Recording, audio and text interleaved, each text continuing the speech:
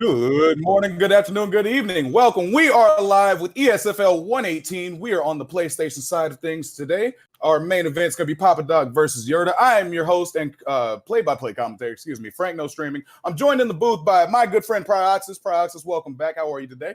Yo, what's up, my brother? I'm good, man. How are you doing? We also in the booth with another legend himself, man. Crooks, what up, bro? Yo, what's going on? What up, Frank? What up, Pry? Glad to be here. Can't wait for this card. Absolutely. And speaking of this card, we've got an absolutely stacked card. We've got 10 fantastic fights. They're going to be bangers top to bottom. We're starting things off. KIA Notorious versus Stealth Ninja. We've got Bang Bang versus Death Punch. Diaz Mentality versus Germs TV. Justine WR versus Twitter Thug. And then on the main card, we've got Kai W taking on Lister Bros, Glass Table Girls versus AK Ungodly, Spill Actions versus OG Bulldog. Our co-main event, 11 Bravo versus GOAT 1099, and Papadoc versus Yerda. And of course, Prioxis, I'm going to start with you, but what are the fights that are jumping out to you, my friend? What's popping off the page? What are you excited for? All right, so as I look at this card, a couple fights and a couple fighters I want to call out specifically. I want to say Bang Bang, you dig? That guy's going to be somebody you want to watch out for it. Also, if you guys have not seen Diaz Mentality, one of a fan favorite, is making his debut. Let's see. Also, obviously, Bulldog versus Spill Actions, and I believe Crooks can agree with me with this fight. It's going to be one of his favorites as well. And then, obviously, we all love to see GOAT 109, man. Absolutely. Yeah. And same question goes to you, Crooks. What's jumping out to you? Yeah, that matchup, that OG Bulldog Spills Actions matchup, I personally trained with OG Bulldog a lot, so I know that he brings it every single time. Kid's smart, and he's going up against Spill Actions, who really they really play very identical. So it's going to be a stand-up war. I don't see either one of them trying to take it to the ground. And of course, Papadoc, the main event, him versus Yurta, is going to be an amazing fight, as well as that 11 Bravo versus GOAT 1099. We're going to see how GOAT bounces back from his loss against Papadoc. It was a tough fight, so I expect him to get back on track there in that co-main event. Yeah, absolutely. But every single one of these cards is a banger. I'm personally looking out to see what Kai W does against Lister Bros. I'm always, a fan of my friend from the UFL commentary booth. So we're going to see if my brother can get it done today. But first, we've got to kick things off with KIA Notorious versus Stealth Ninja. And I believe these guys are ready to get things popping. That fight's going to be in the welterweight division. So, Prioxis, give us a little bit of information that you got on both these fights, if you don't mind.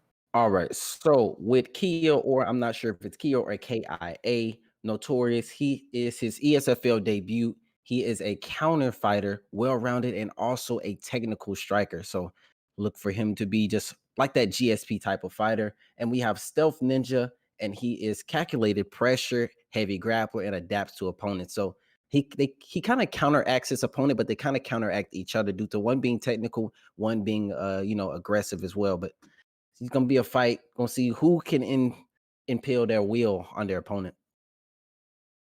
Yeah, as always, it's stylistic matchups are the most fun. The styles make fights. So we're going to see just, whose style is going to be the one that prevails in this fight. If it's going to be the more technical approach, or if just throwing caution to the wind and going out there and getting it done is going to be what happens. So we're just waiting on these fighters to lock in. We're going to see what these guys give us in this fight. And I'm thinking it's going to be a good one. What about you, Crooks?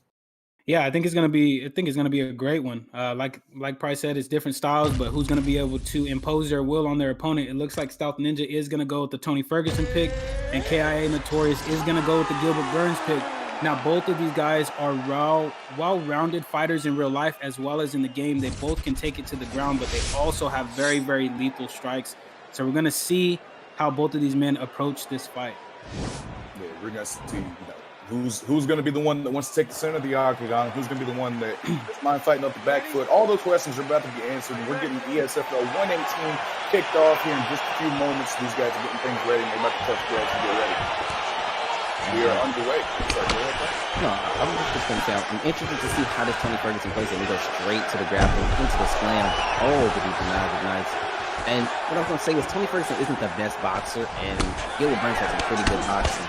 So pretty interested to see how he plays out this fight. If he opts into kickboxing with Tony, which I don't think he should do. He should more so just pressure box, in my opinion, and just negate the takedowns that Tony will try to do, as he did with the first takedown.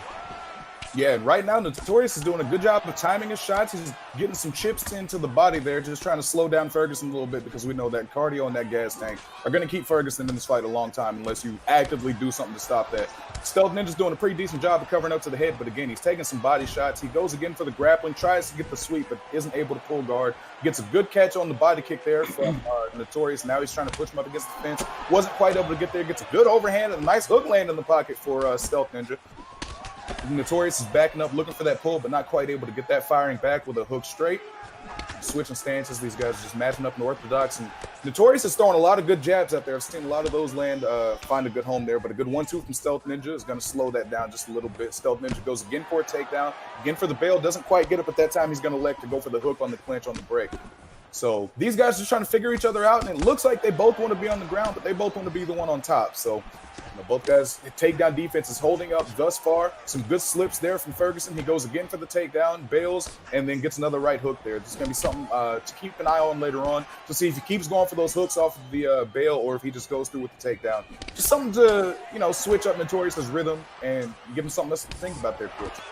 Yeah, and as you can see, Notorious has already made a beautiful read. He realized that he's not getting the pull counter, or he's not getting the pull guards or anything like that. So now he's double leg bailing into elbows just to try to mix it up, just to get Stealth Ninja to maybe come up off of that takedown block. But Stealth Ninja is doing a very good job of keeping it close. Tony Ferguson does have a 76-inch reach, which is longer than the 70-inch reach that Gilbert Burns has. So Stealth Ninja is doing a very, very good job of putting the pressure on him. He's occasionally cracking the leg kick. We all know Tony Ferguson has very, very weak leg health, so he needs to stay in his face. And when he does exit the pocket, maybe try to throw a couple of leg kicks. But overall, Stealth Ninja is doing a good job. But it looks like right now, at this pace, it's going to favor KIA because he's the one that's really initiating all of the grappling here. Yeah, he's initiating all the grappling, and thus far I'm seeing he's being more judicious with his stamina, and that's actually starting to play into a pretty big advantage as this fight goes on, because Stealth Ninja doesn't mind just, throwing things to try to get him out of the face. Again, goes for the takedown, and again gets denied. That's also got to play into that stamina going down there, because Notorious is doing a great job of getting all these takedown defenses, and that's both guys showing a sign of respect with the bow there. But I feel like that's starting to weigh a little bit on Stealth Ninja's stamina. So what adjustments would you look for him to make going into round two? He's 1 of 10 on takedowns right now. Well, I don't know if you guys noticed, but Tony Ferguson had he was having success when he was coming forward and pressuring his opponent. I don't think he should be backing up while I don't know. Okay, yeah. And now we've got Yeah, he was able to get that takedown. He's on top trying to just get some ground and pound and build up some grapple advantage so he can advance, but Notorious does a good job of getting the denial and flips him over. Now he's on top in half guard. Stealth Ninja fakes for the Kimura there, doesn't continue to go for it. He's just getting some fakes there, again, trying to build that grapple advantage. He's able to get back to guard. And we all know Tony Ferguson is very dangerous in guard, but Gilbert Burns is also very dangerous in this position. He's got those leg blocks from the top, but now we've got Stealth Ninja with the back of KIA Notorious. Both guys being very patient here, looking for that opening to show itself. Ferguson takes it first, and he's now on top in the top mount. He can do a lot of damage from here right now, Fry. And the question is, does Tony Ferguson have a go-go plotter? And is that submission banned? I believe it is banned, but I think he has it. I'm actually not entirely sure. I'm gonna. It's the go-go plotter is not banned. It is not banned, and I know Tony Ferguson does. Arm triangle is banned, but not the go-go plotter. And a good denial there from Notorious. Notorious is doing a great job on the ground and getting these denials, and I think that's part of the reason why Stealth Ninja just decided, all right, let's get this back up on the feet. I've had some control time, but it's not really doing as much as I want it to do, so now they're just trying to mix things up in the pocket. And a good hook there lands for Notorious, but Stealth Ninja does a great job to get him into the clinch and then get the hip toss there. Now he's on top inside saddle. But Burns does a good job to get things back into the backside. Ferguson's looking for the back, but a good denial there from Notorious. Again, his denials have been on point today, fellas. Yeah, they have. They've been very much on point. As he gets taken down right there, though, Stealth Ninja is doing a good job of maintaining the top position here. Like I said before this fight even started, both of these guys as fighters are very, very equally matched. Gilbert Burns has the better boxing, but overall, these guys are very matched when it comes to the ground. Gilbert has a good off the back. Tony Ferguson has a good top game. As we see Stealth Ninja get up there. Now he needs to be very, very careful because his stamina is draining very, very low here because of those failed pull guard attempts that he's been trying off of those double leg belts.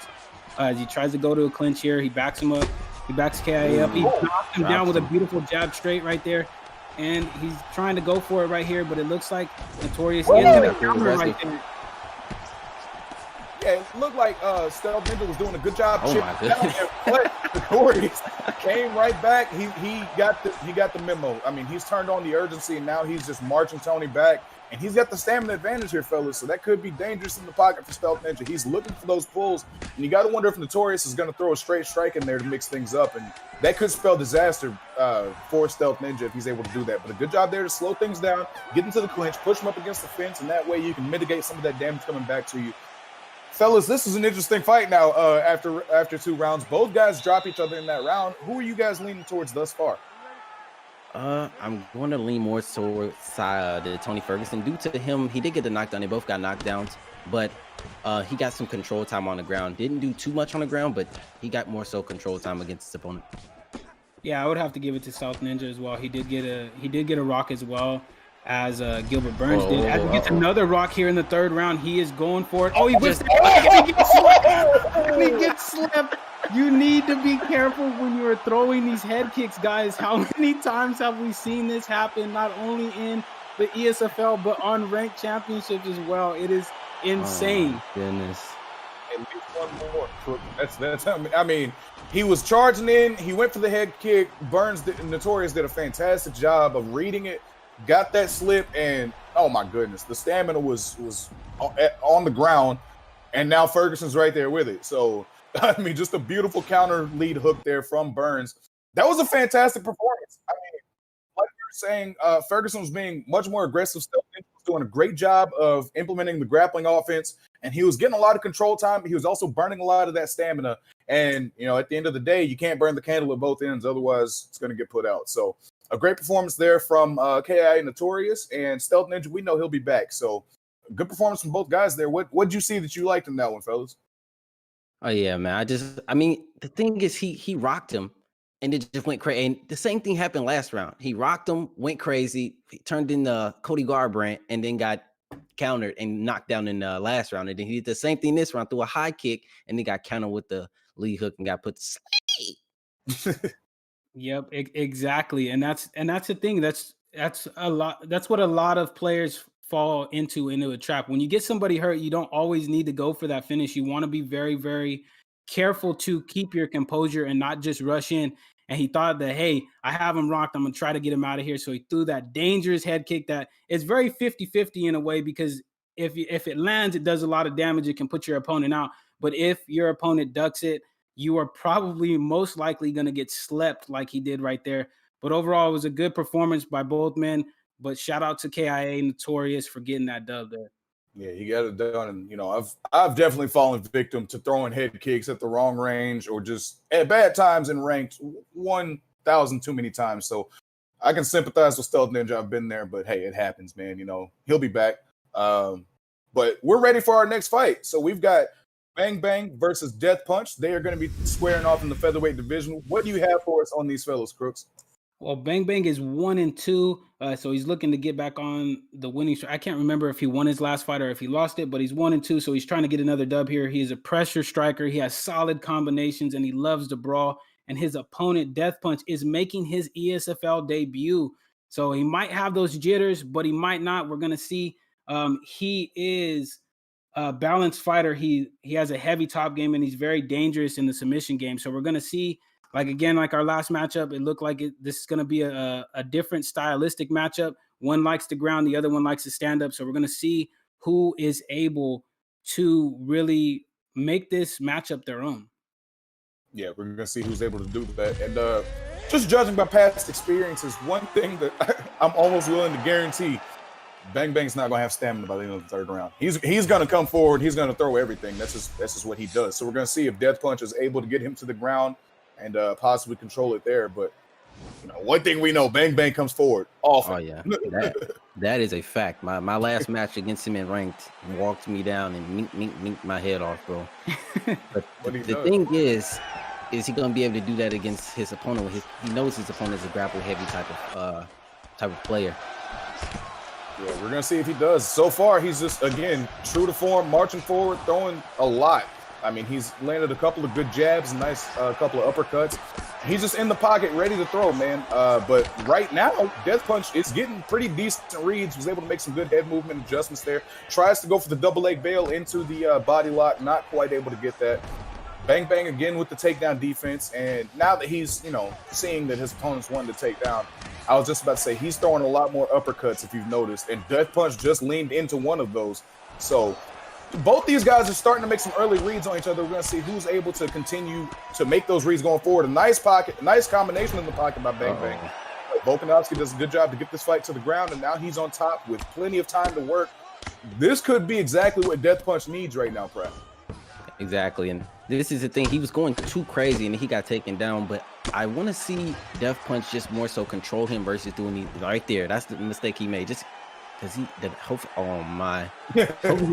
transitions. Like, you want to look, especially guys like Bang Bang, they really want to get back up to the feet, and they're Conor McGregor. So hold them. If Conor's on his back, you know exactly he can't do anything with that left hand. You know what I mean? And he has 3 minutes to work. So don't rush and try to get damage in. Just hold him, control him. And I mean, sometimes you just got to be that blanket. Yeah, that's true. That's completely the game plan that Death Punch should have here. He should just be focusing on control to keep Conor here, get some top control time, and punish him for when he makes bad reads on the ground as he gets half guard here. But look at that stamina. It's really bad. And we see Bang Bang goes back to sprawl. Now you want to try to keep him out of these positions as well, because these are stall positions on the ground. Sprawl is a very, very dominant, what I like to call a stall position, where you can just stall until your opponent does something or the referee stands you up. But that was a good denial there by Death Punch. It looks like he's just going to take what Bang Bang's giving him here, punch his body, deny the transitions as he tries to get up or push him against the cage. And looks like the referee's going to stand him up here pretty soon. Or looks like Death Punch is just going to do it himself. He realized that wasn't going to go anywhere. But honestly, if I'm in that situation, I would just keep throwing to the body. If the ref is going to stand you up anyway, just try and knock down some of that body health and some of that stamina, because whenever you're fighting against Bang Bang, you got to get rid of the stamina, or he can just keep doing that. And that. A huge right uppercut catches Death Punch going in for the takedown, and that's our first knockdown of the fight. And if Bang Bang has his way, it won't be the last one. But again, good head movement on display by Death Punch right now, Pratt. Oh yeah, I mean, these boys just brawling. There's nothing calculated about what Bang Bang is doing. He's just coming forward, throwing his strikes. Oh, he can get taken down right here, but it's only 10 seconds left in the round. But that's the problem. If Death Punch just calms down and just makes him lose all his stamina, lunge backwards on his third strike and things like that, Bang Bang's gonna throw himself on top of that, try to get the takedown. But right there, you see, boom, got caught with a clean uppercut and knocked him down. And it's just simple adjustments he needs to make, honestly, because Bang Bang can punch himself out, but he also needs to, calm down, because he's been trading a lot with Conor, and that's not really something anyone in the division want to do besides Max Holloway. And even then, sorry, go ahead, Crooks. No, that's just the truth. I mean, if anybody can do it, it's Alexander Volkanovski with that 97 chin health that he has. But you do not want to be doing it as he's getting pieced up here. Bang Bang is just walking him down, and he gets a knockdown right there with that rear hook that he throws. It could be over here soon, Frank. Yeah, but a great job there by Death Punch to go for that takedown, to, again, just slow things down, try and calm himself down. And, man, you got to – if you're fighting Conor, especially if he's being used by Bang Bang, you got to slow the fight down. That was a great pull uppercut there.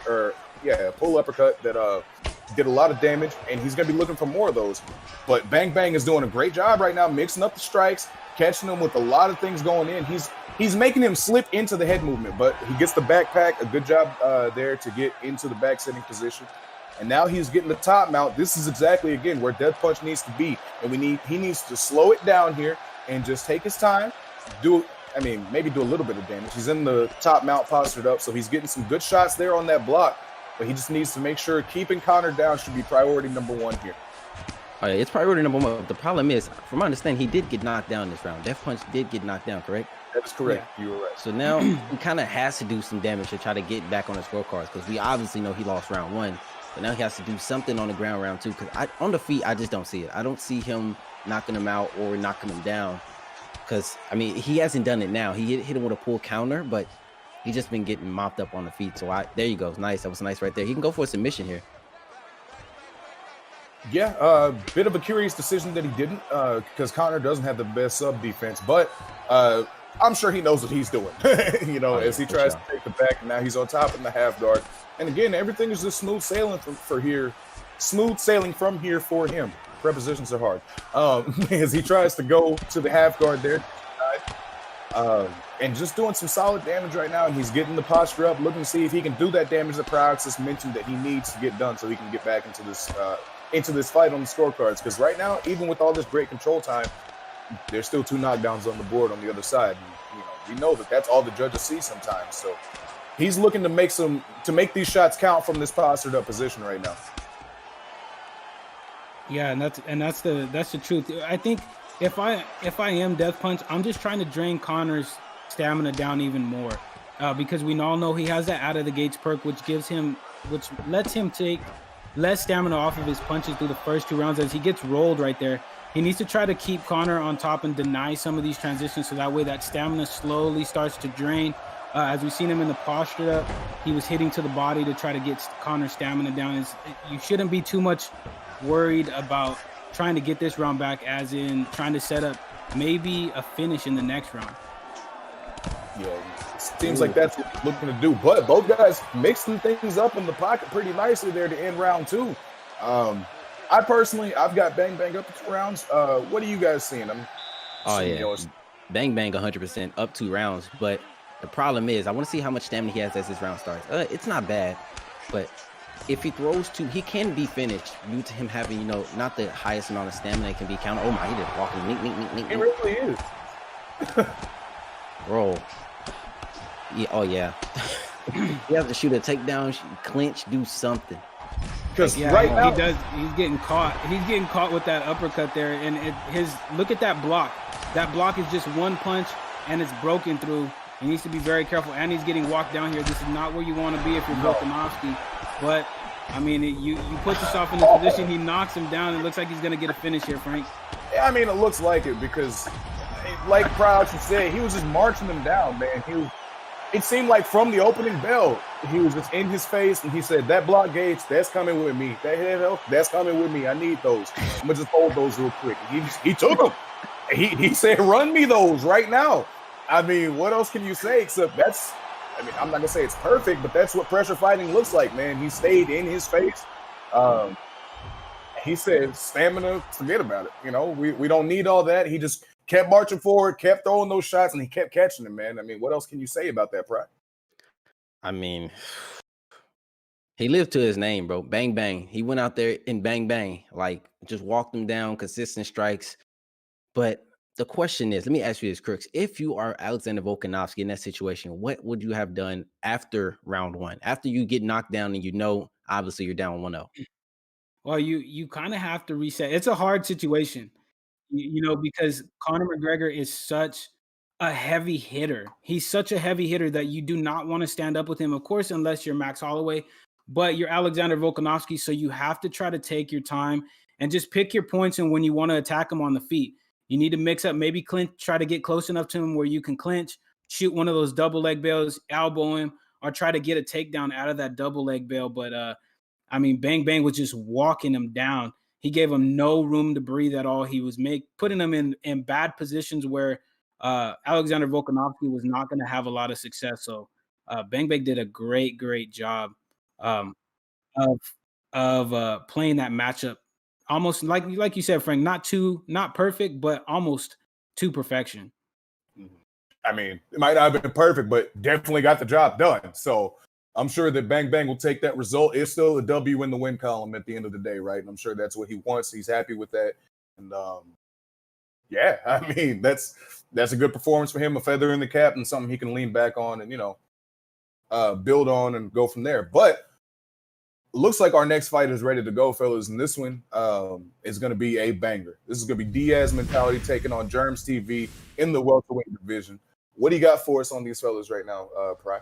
Okay, so we have Diaz. Both of these fighters, it is both of their debuts. Now, listen to these scouting reports on both of these fighters. This one here, I'm calling fighter tonight. So Diaz mentality controls the pace, is a technical striker, can keep the fight standing. Also, to add to that, Diaz mentality has some nasty combinations, and if he goes Nick Diaz like he's showing on the screen, you're gonna see some disgusting boxing. Then we have Germs TV. He's a pressure boxer, so he's not gonna give up. You know, he's gonna try to walk down Diaz mentality himself. Well versed in submissions and vicious ground and pound. So this is gonna be one of those high level fights where both players are good everywhere. But the question is, who is going to be pressuring and who is going to be walking backwards?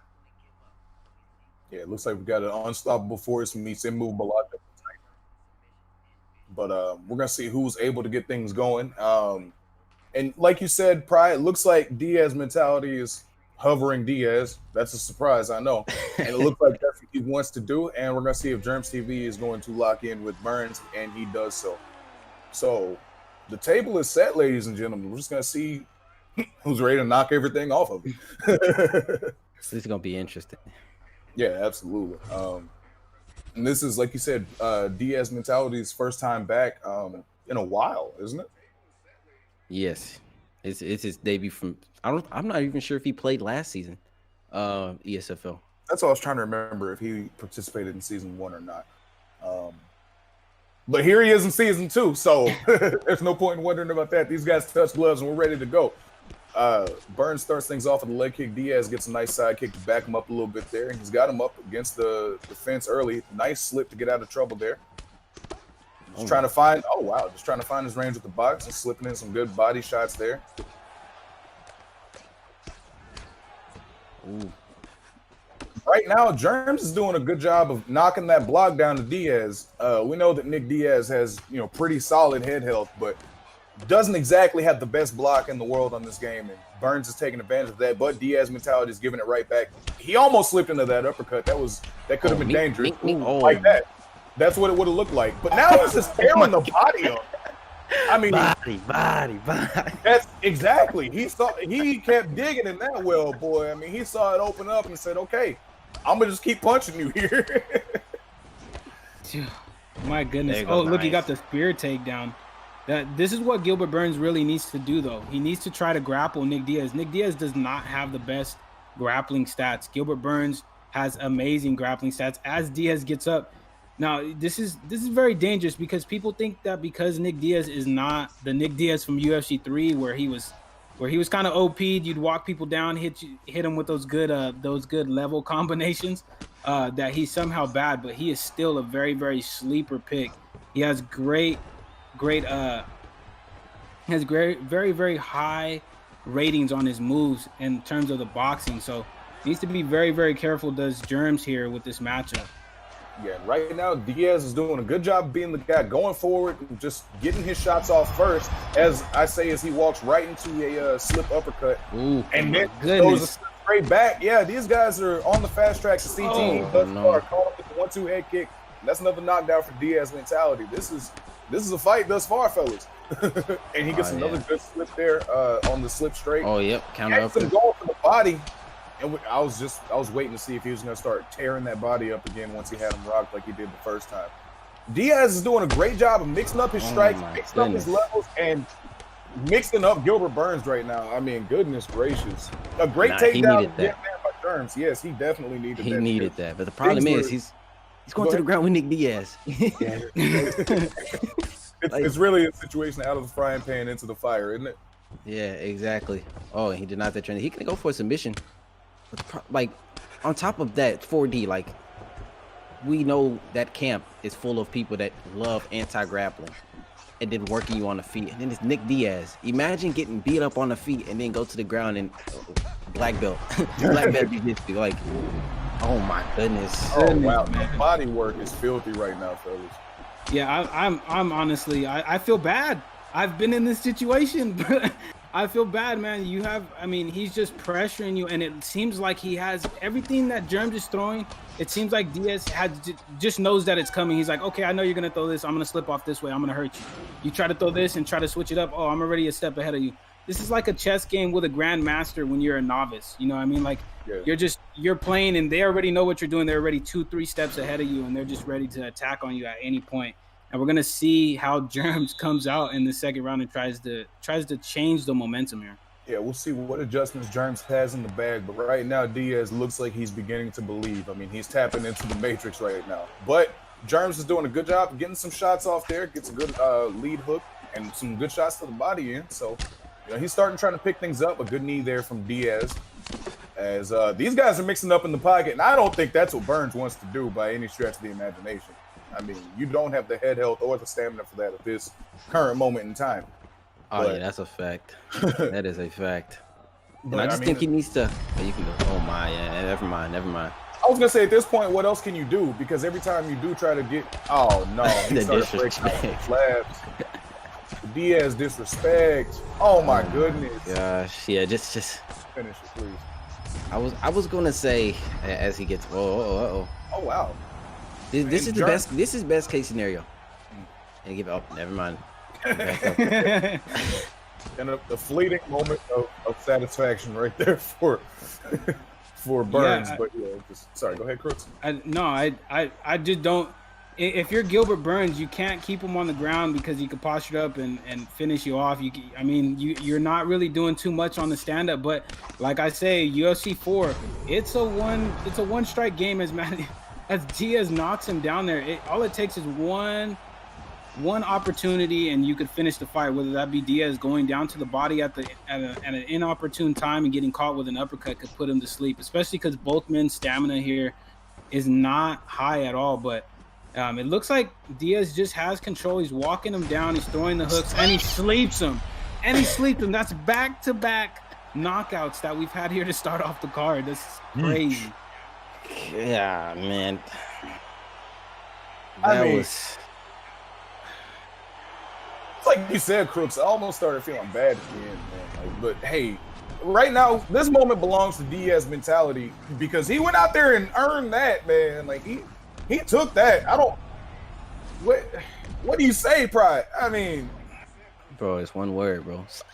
Like that's really it, bro. Like it was just murderer's row from the beginning of the match. And honestly, I mean, this is one of those matches where you go against somebody and they're low ranked or unranked, and that person could easily be a champion. And that's Maddie, you know. He could easily be a champion if he played this game more and competed more, but his ranking, so you're not ranked and you get ranked up against him type thing. And it's like, bruh. yeah, that's you never want that to be how your debut goes. But on the bright side for Germs TV, I mean, there's a lot to learn from there, man. I mean, hey, just watch the fight again, and you'll find some things that you know will want to work on, will notice about yourself that you might not have known before. It's all a learning experience. He's got a lot to learn, and he'll be back. You know, I've got full faith in every single one of these competitors. If you're here for a reason. You know, you're solid at this game, and sometimes you just get matched up with demons. It happens. I mean, it happens. Exactly. Let's go ahead and just give a quick shout out to all 200 of you present with us on Twitch. Thank you so much for watching with us today, guys. It means so much. And if you haven't, make sure you drop that follow on ESFL Gaming and drop a subscription if you're watching with us on YouTube. Just make sure you support us, please. And don't forget to like, y'all. Yeah, don't forget to like. Quality content, man. Quality content. Absolutely. Every little bit helps us out. And, you know, that brings us to our featured prelim of the evening. We've got Justine, wide receiver, or I'm sorry, WR. It might not be wide receiver. We got Justine taking on Twitter Thug. Let's just go ahead and take let's go ahead and take a look over here. We've got this fight going down in the bantamweight division. And right now, it looks like Twitter Thug's hovering over Dillashaw, and we've got Jassim hovering over Jan. And we're going to see if that's the fight that we actually get. You know, all right, real quick. Go These ahead. fighters have it on real-time clock. You might want to get word to them to fix that, but they have on real-time clock right now. Yeah, thank you for noticing that, Pride. We definitely need to get them to change that because, And I mean, exactly. Pride acts us with the eyes of a hawk. And it looks like we're just gonna go take a quick second while they get everything figured out, just so they can correct those slight little setup errors. These things happen, These people are people; they're humans. Everybody makes mistakes. It's no big deal. We just gotta wait just a second while they get this figured out. But why don't you guys help us set the table a little bit more for this next fight, guys? Yeah, so we got Justine, who is I don't know what's his. He's 1-0. Both of these guys. Well, Justine's 1-0. So he's looking to add on to that win streak. He's a well-rounded fighter. He has great stamina management, and he works the body. So that TJ Dillashaw pick is actually going to be very, very good because he has, of course, he has that slick boxing. He has those very good body kicks. He has the front kicks. He's an overall well-rounded fighter. And then we have Twitter Thug, who is 1-1. So it looks like he's trying to get himself on a winning streak, and he's fighting out of the MOB camp, which is a newer camp, but they're on the rise. And he has good grappling defense. He has legit striking, and he loves the pressure. And it looks like he is going to take the Petr Yan pick here, which, I mean, if you want to pressure, there's nobody better in this game to do it with than Petr Yan. Petr Yan is just ridiculous. If you're not mirror matching Petr Yan, it's going to be a hard night. So we're going to see how Twitter Thug is able to deal with this matchup here. I want to say, though, Rob Font, I don't know. Rob Font might have the hands for him. You preaching to the choir, brother. You preaching to the choir. Fellas, I got to be honest. I haven't taken Font for as many test drives as I would like to. I feel like I'm never on whenever bantamweight's going. I just haven't had the time to get busy with Font. Hint. Yeah, I'll go ahead and throw that in the notebook. You have to make sure we do that. Try Font. That man is a demon. He has some hands. In my opinion, he's better than TJ Dillashaw as far as hands. Now, kickboxing, obviously, TJ beats him there, but he can compete with Yan, but Yan is still just brolic. Yeah, absolutely. We're going to see if he can bring that energy. Different camera angle here today. As these guys are just meeting in the middle, and it looks like Twitter Thug is, pressing the pace a little bit more to start things off. He's just, being a little bit more busy here through 30 seconds, but these guys are already getting things started with a bang. Both guys just trying to find that range in the pocket, see what shots are opening up, and just chip away at that block health, man. Just set things up for later in the fight. Head kick attempt there gets blocked by Dillashaw. Nice return from Yan. Jan's doing a good job of mixing things into the body thus far, but it looks like Twitter Thug is aware of that, and he's trying to throw uppercuts and front kicks to maybe intercept him. A good move there to try and take this fight to the ground early. I feel like if Yan does have a chink in the armor, it's probably on the ground. So a good move there by Dillashaw to try to change levels here and switch things up in this fight early on. Oh yeah, for sure. And especially being, if you want to climb up the ESFL rankings, I mean, you can't be one type of dimensional fighter. You have to be well-rounded, and you have to, on top of that, show your opponents that you can do everything. A lot of guys, I'm not sure if current guys do it, but I'd scout and report. I'd go back and watch their fights, pick up their tendencies, things they did back in my prime, with UFC 3. I really did that. I used to go back and watch the fights, pick up 10. I used to write them down. I used to write down the combination that they threw the most and just overall tendencies to, film study on my opponent. I took it to another level, man. Yeah, hey, I mean, I used to do the same thing. That's how I learned to play this game. Is I went back and I watched all of the greats that came before me, and I took something out of every one of their games. But as this fight is transpiring, Twitter Thug needs to be very, very careful. He's opening himself up, and Petr Yan, all we know, man, he has that power that'll take you out of the game. It really only takes one shot, so he needs to be very careful. He is being able to apply pressure to Justine here. He was able to get him on the ground there. Wasn't able to hold him, but now he's got Justine thinking, hey, I'm gonna shoot for takedowns as well, so you need to be ready to defend it. I'm not just gonna stand up and let you try to tee off on my block here. He's doing a good job of slipping off and making Yan miss here, but now, as you see, Justine's starting to pick up on that timing. He's starting to hit to the body. He's starting to slip, starting to break that block down. He tried to hit him with the jab straight head kick right there. He needs to be real careful. As we've seen earlier, if you get that kick ducked, you're going to get slept even if you are Petr Yan. So it looks like both of these guys are just really content to just be in the stand-up here right now. Yeah, it looks like these guys are cool, just hanging down in the pocket and just throwing to see who falls first. But right now, I've got Twitter Thug getting the better of these exchanges. I mean, he's got Justine backing up, and it just seems like he's being more active and landing more shots thus far. But that's not to say that Justine's not making reads and picking things up that he can set up in the next couple of rounds. As Twitter Thug was looking to get him up against the fence there, but not quite able to do so. And Jan ends the round with a good flurry. Them boys banging. They going back and forth. Fellas, y'all both mentioned that you guys used to, do film studies and everything. Are either of you available for coaching? I can't pay you, but I can promise to be on ESFL on Sundays. Oh my God, you got yourself a deal, brother. Hey, got yourself a deal. As these guys are getting things ready to start round 2 off, they touch gloves, and we're going to see, what adjustments are made. A good head kick there to start the round off from Twitter Thug. He is doing a good job on defense. He's able to. That's probably the 3rd or 4th leg kick that he's caught so far, guys. Or excuse me, body kick. I'm going to say leg kick. You can catch those? It'd be cool if you could. But yeah, these guys mix things up, man. Neither one of them is worried about anything, it seems like. They're just like, all right, I'm just going to stand here and throw my combos. Eventually, you're going to fall down. I feel like that favors Jan. Fight like that. Oh, my. Never mind. You're getting this. It's just back and forth. It's seesaw. Absolutely. It's seesaw. Oh, my. Ooh. That raises some eyebrows there from Justine as he's starting to make some reads. As these guys are just fast and furious, man. Like, they are giving no time for the other one to think. They get out of range just to throw a kick and then get right back in range. Oh, there goes the rock. Yeah, a huge rock there from Justine. Got him with the uppercut and the hook behind him. He gets rocked. And then Twitter Thugs gives it right back. I think it was also another uppercut. Yeah, these guys, this one has Fight of the Night written on it thus far. I mean, goodness gracious. There's been no pause. There's been no time to think, man. Like, these guys are just getting busy. Yeah, they are. And look, as Twitter Thug, now he needs to work. This is where he needs to work at. TJ Dillashaw has a good top control.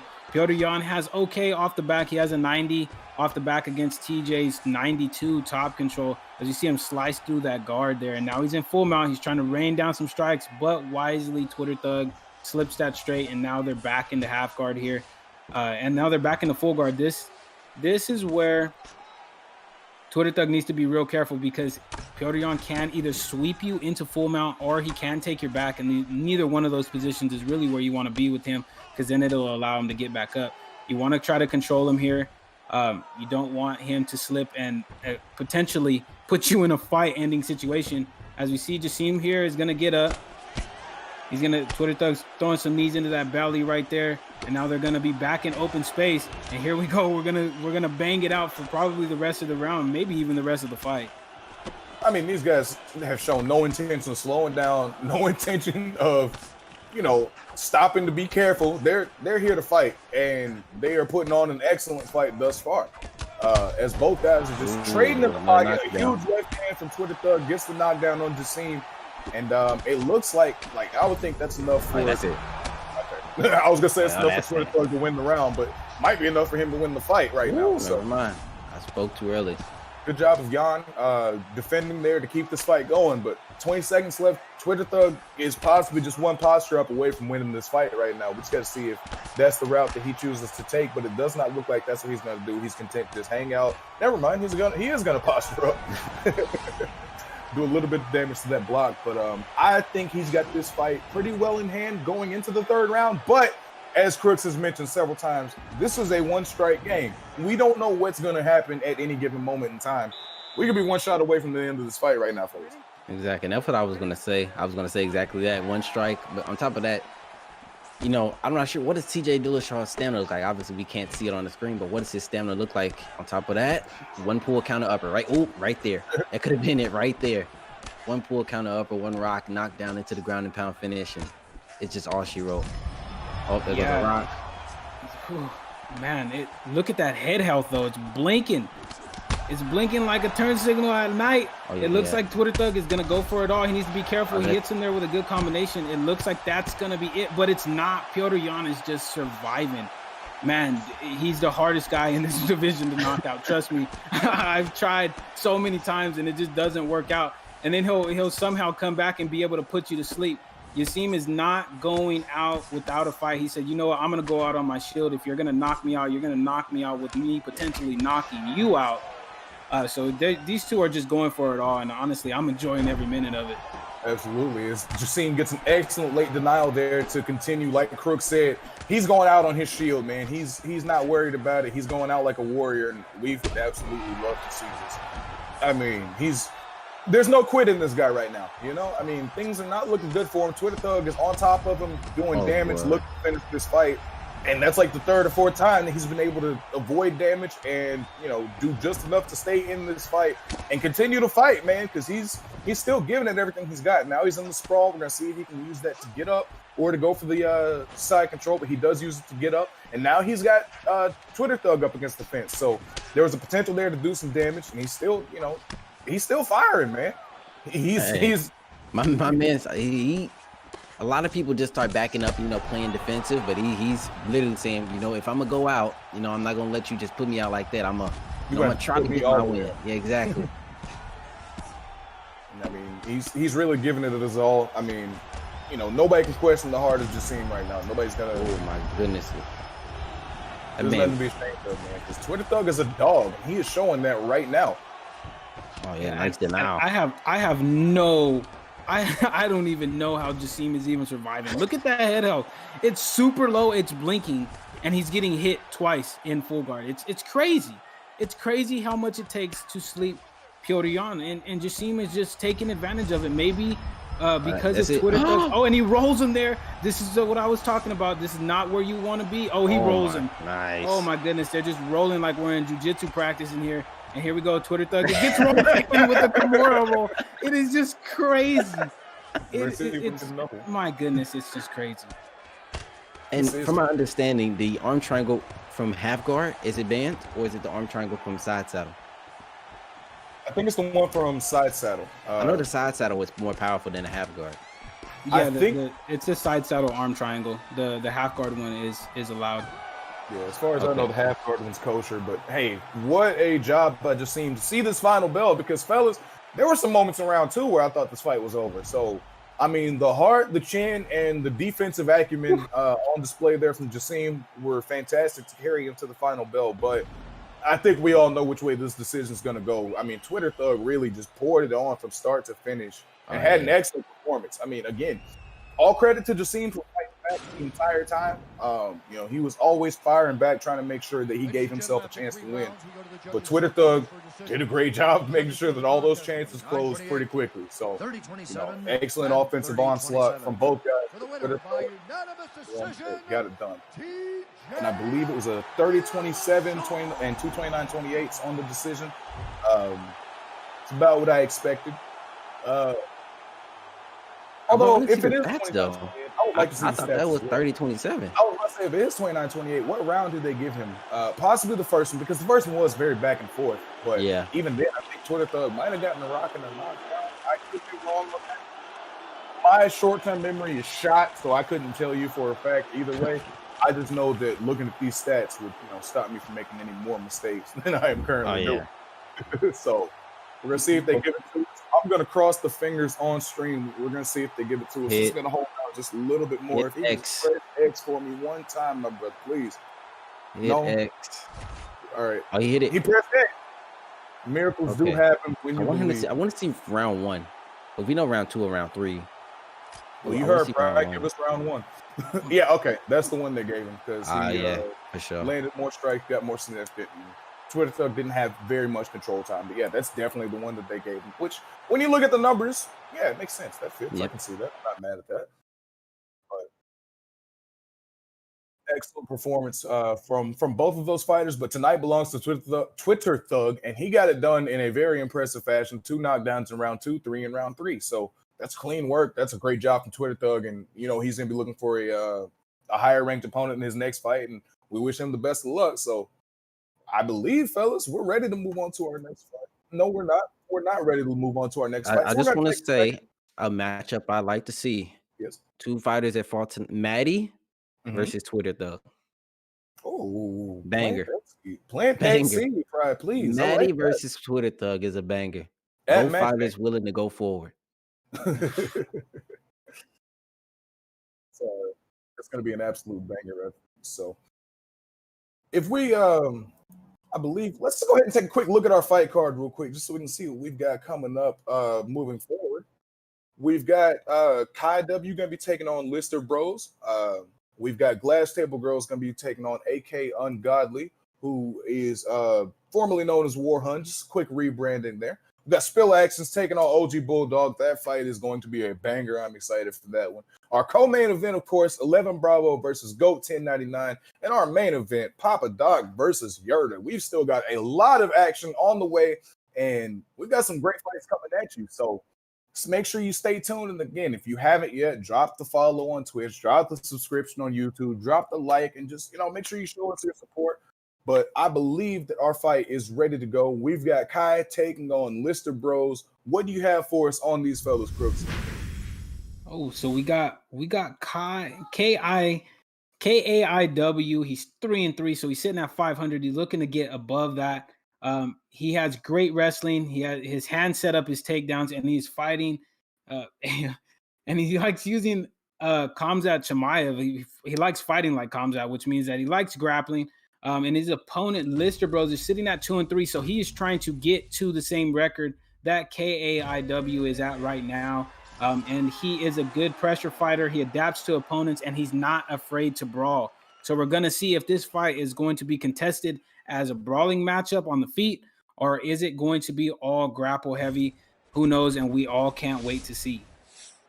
Well, if I know anything from Kai's past fights, a takedown is going to happen within the first 2 minutes. I mean, he's going to go for it anyway.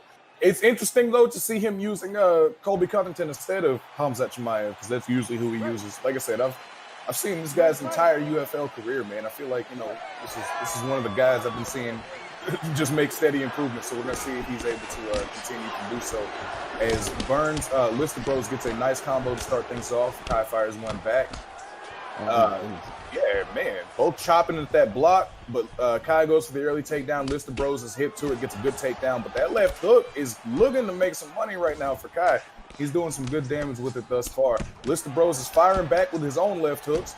And these guys are just kind of standing on that napkin right now, and they don't mind trading while they're looking to see who's going to get that first takedown. And those fights beat the bangers. They beat the fights where they have something to prove. The lower ranked guys, those guys be the ones that beat up banger because they go out and they try to put on, knock them down too. And what's interesting is Colby Covington is actually fighting in orthodox instead of southpaw.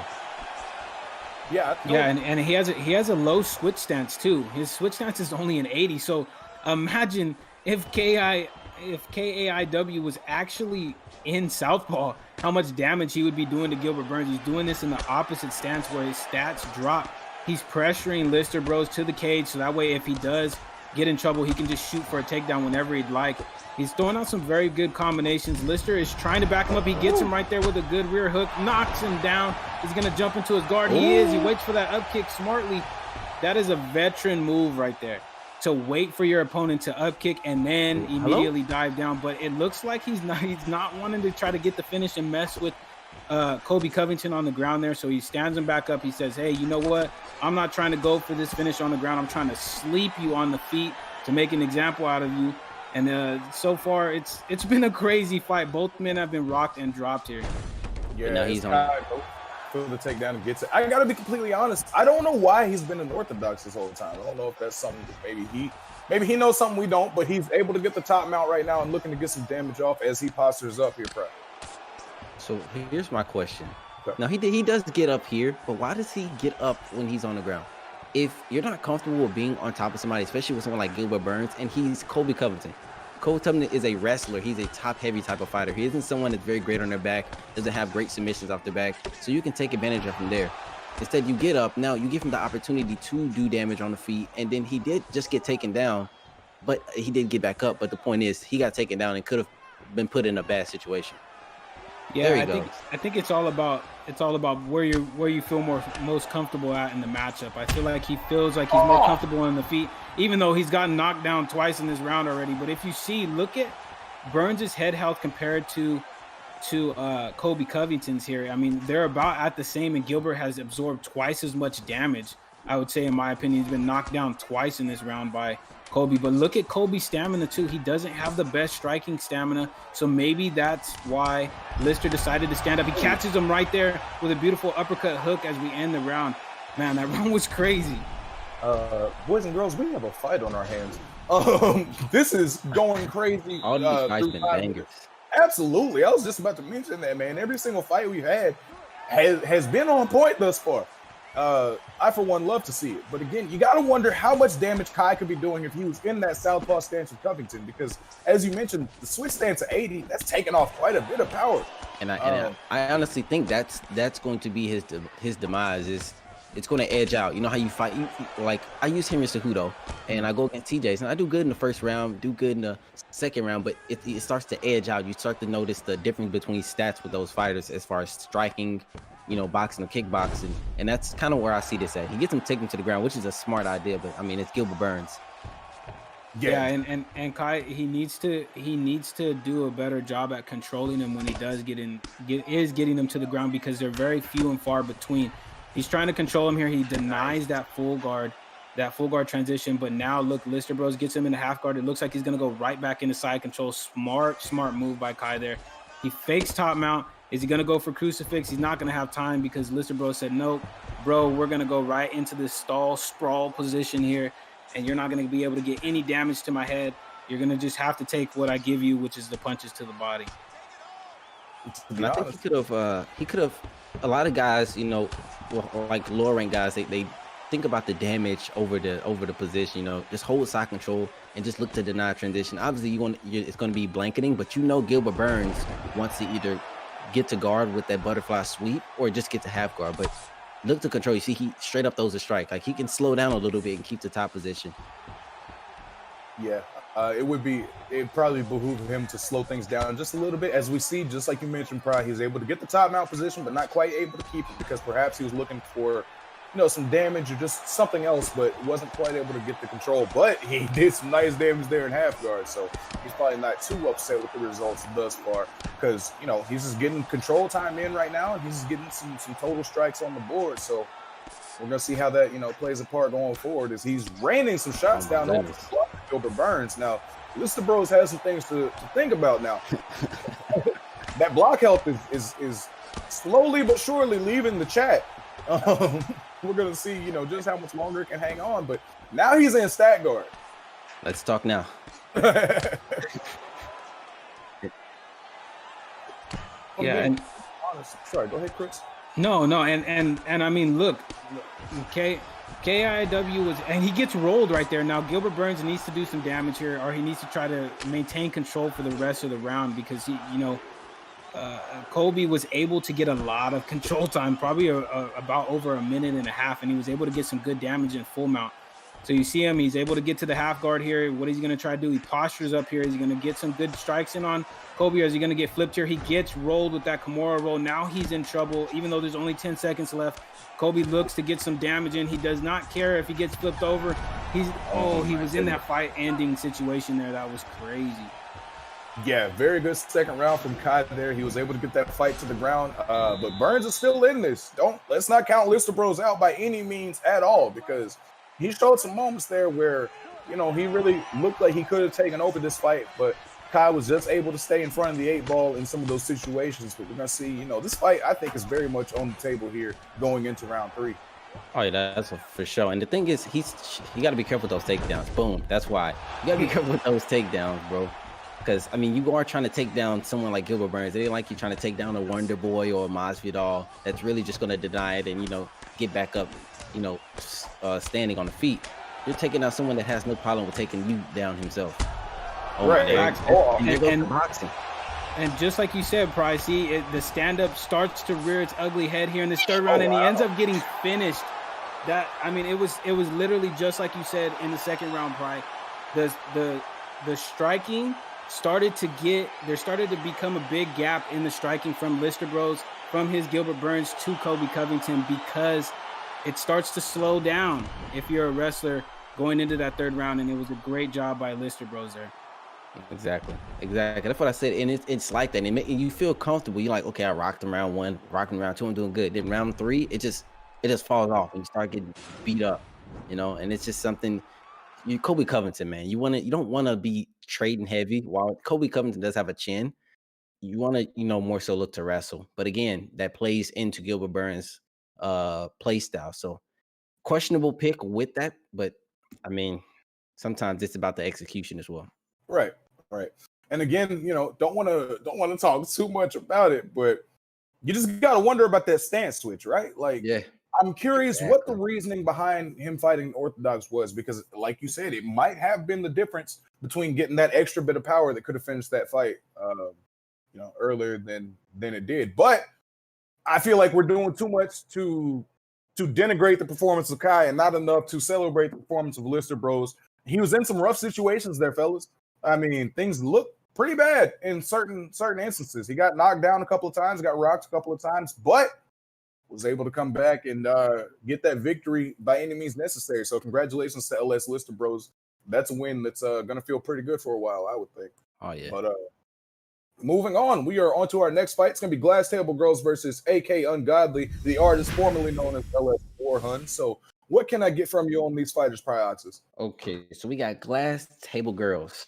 What they at, though? Okay, he is currently 3-3, and he is a counter striker. He's patient, and he has a lot of heart. So I like that. I want to see how his counter striking is, how patient he is, and I don't want to see no heart, man. I want to see him go out, and put on a performance. Me personally. All right, and then we have AK Ungodly. He is currently 2-1, formerly known as LS Warhun or Wohun. I'm not pretty sure how to pronounce it, but he is a diverse striker, comfortable everywhere and pressure focused. So this looks like one of those pressure versus outside fighter type of matchups.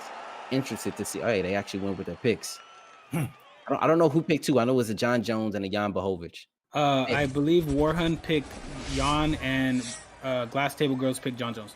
All right, and a question out to you guys in the booth and also the chat: if these two fighters fought in real life in the light heavyweight division right now today, who do you got? I'm gonna go with John Jones. If you got to put a gun to my head and I had to pick one, I guess I'll go Jones, but I think I would want Blachowicz to win. I don't know, man. I'd probably go John. The man's undefeated, bro. I mean, he has one loss, but I was about to say Matt Hamill's head is a champion. Headbutt that elbow and you go get the victory. As Glass Table Girls tries to bust out their own elbow, but it doesn't quite land. As Jan is doing a great job thus far of being the fighter going forward, does a great job to get that minor slip on the side kick and avoid some damage there. But now it looks like Ungodly. Sorry, I had to remember his new name. Looks like Ungodly is content to back up a little bit, but now just continuing to press forward with that pressure on Glass Table Girls as a beautiful and get this fight inside control. So now we're going to see what they can do with this top position. Generally speaking, they are a grappler, and this is where they like the fight to take place. So we're going to see, just what they can do in this position right now. Just happy to get some shots in from half guard and gets the posture up. Now they're looking to do some damage. You could see the high level type of gameplay. See how he postured up through two strikes and postured back down. A lot of guys will get postured up and go crazy. See, he throws a couple strikes, posture back down. It's keeping the position right over doing a whole bunch of damage and possibly getting reversed is better than. Oh, that was a huge mistake what he just did there, but he did deny it, so it's nice. Yeah, they were. Yeah, and the thing is, I went against Warhun in my last performance, my retirement fight, and I know that he has good grappling. And Glass Table Girls, Riney, aka Riney, they have great submissions. So you got to be real careful here if you're Ungodly, because even when you feel like you're safe, you might get caught up in that submission. And trust me, if you get locked in there, it's going to be game over. And you got to be aware of those elbows on the feet as well, because we all know that is the way you have to use John Jones in this game. You have to incorporate elbows in, because if you're just trying to box with him, he is very, very slow, especially against a fighter like a Jan Blachowicz here. But it looks like Ungodly is doing a good job of getting the action on the feet there, but he does get taken down. Now he needs to be very, very careful here against Glass Table Girls. Yeah. Is Glass Table Girls Rini? Yeah. Yes. I did not know that. Okay. Sorry. I forgot to give you the other artist formerly known as Glass Table Girls is the artist formerly known as Rennie XO. And as we can see, they've got pretty solid top control and are content to just hang out here for the rest of the round. We know that they can posture up at any given moment or they can just, continue to drop these shots and build grapple advantage just to kind of hang out until round 2.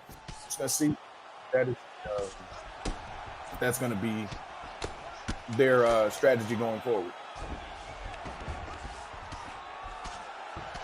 Make sure you guys remember that stick around after our main event. We're gonna have polls for fight of the night and performance of the night and all that good stuff. So just make sure you guys stick around so you can give your input and let your voice be heard. Let us know who you think deserves fight of the night and the knockout of the night and all that good stuff. So we'll get to all that later on in this fight. What are y'all seeing from round 1 right now out of this fight?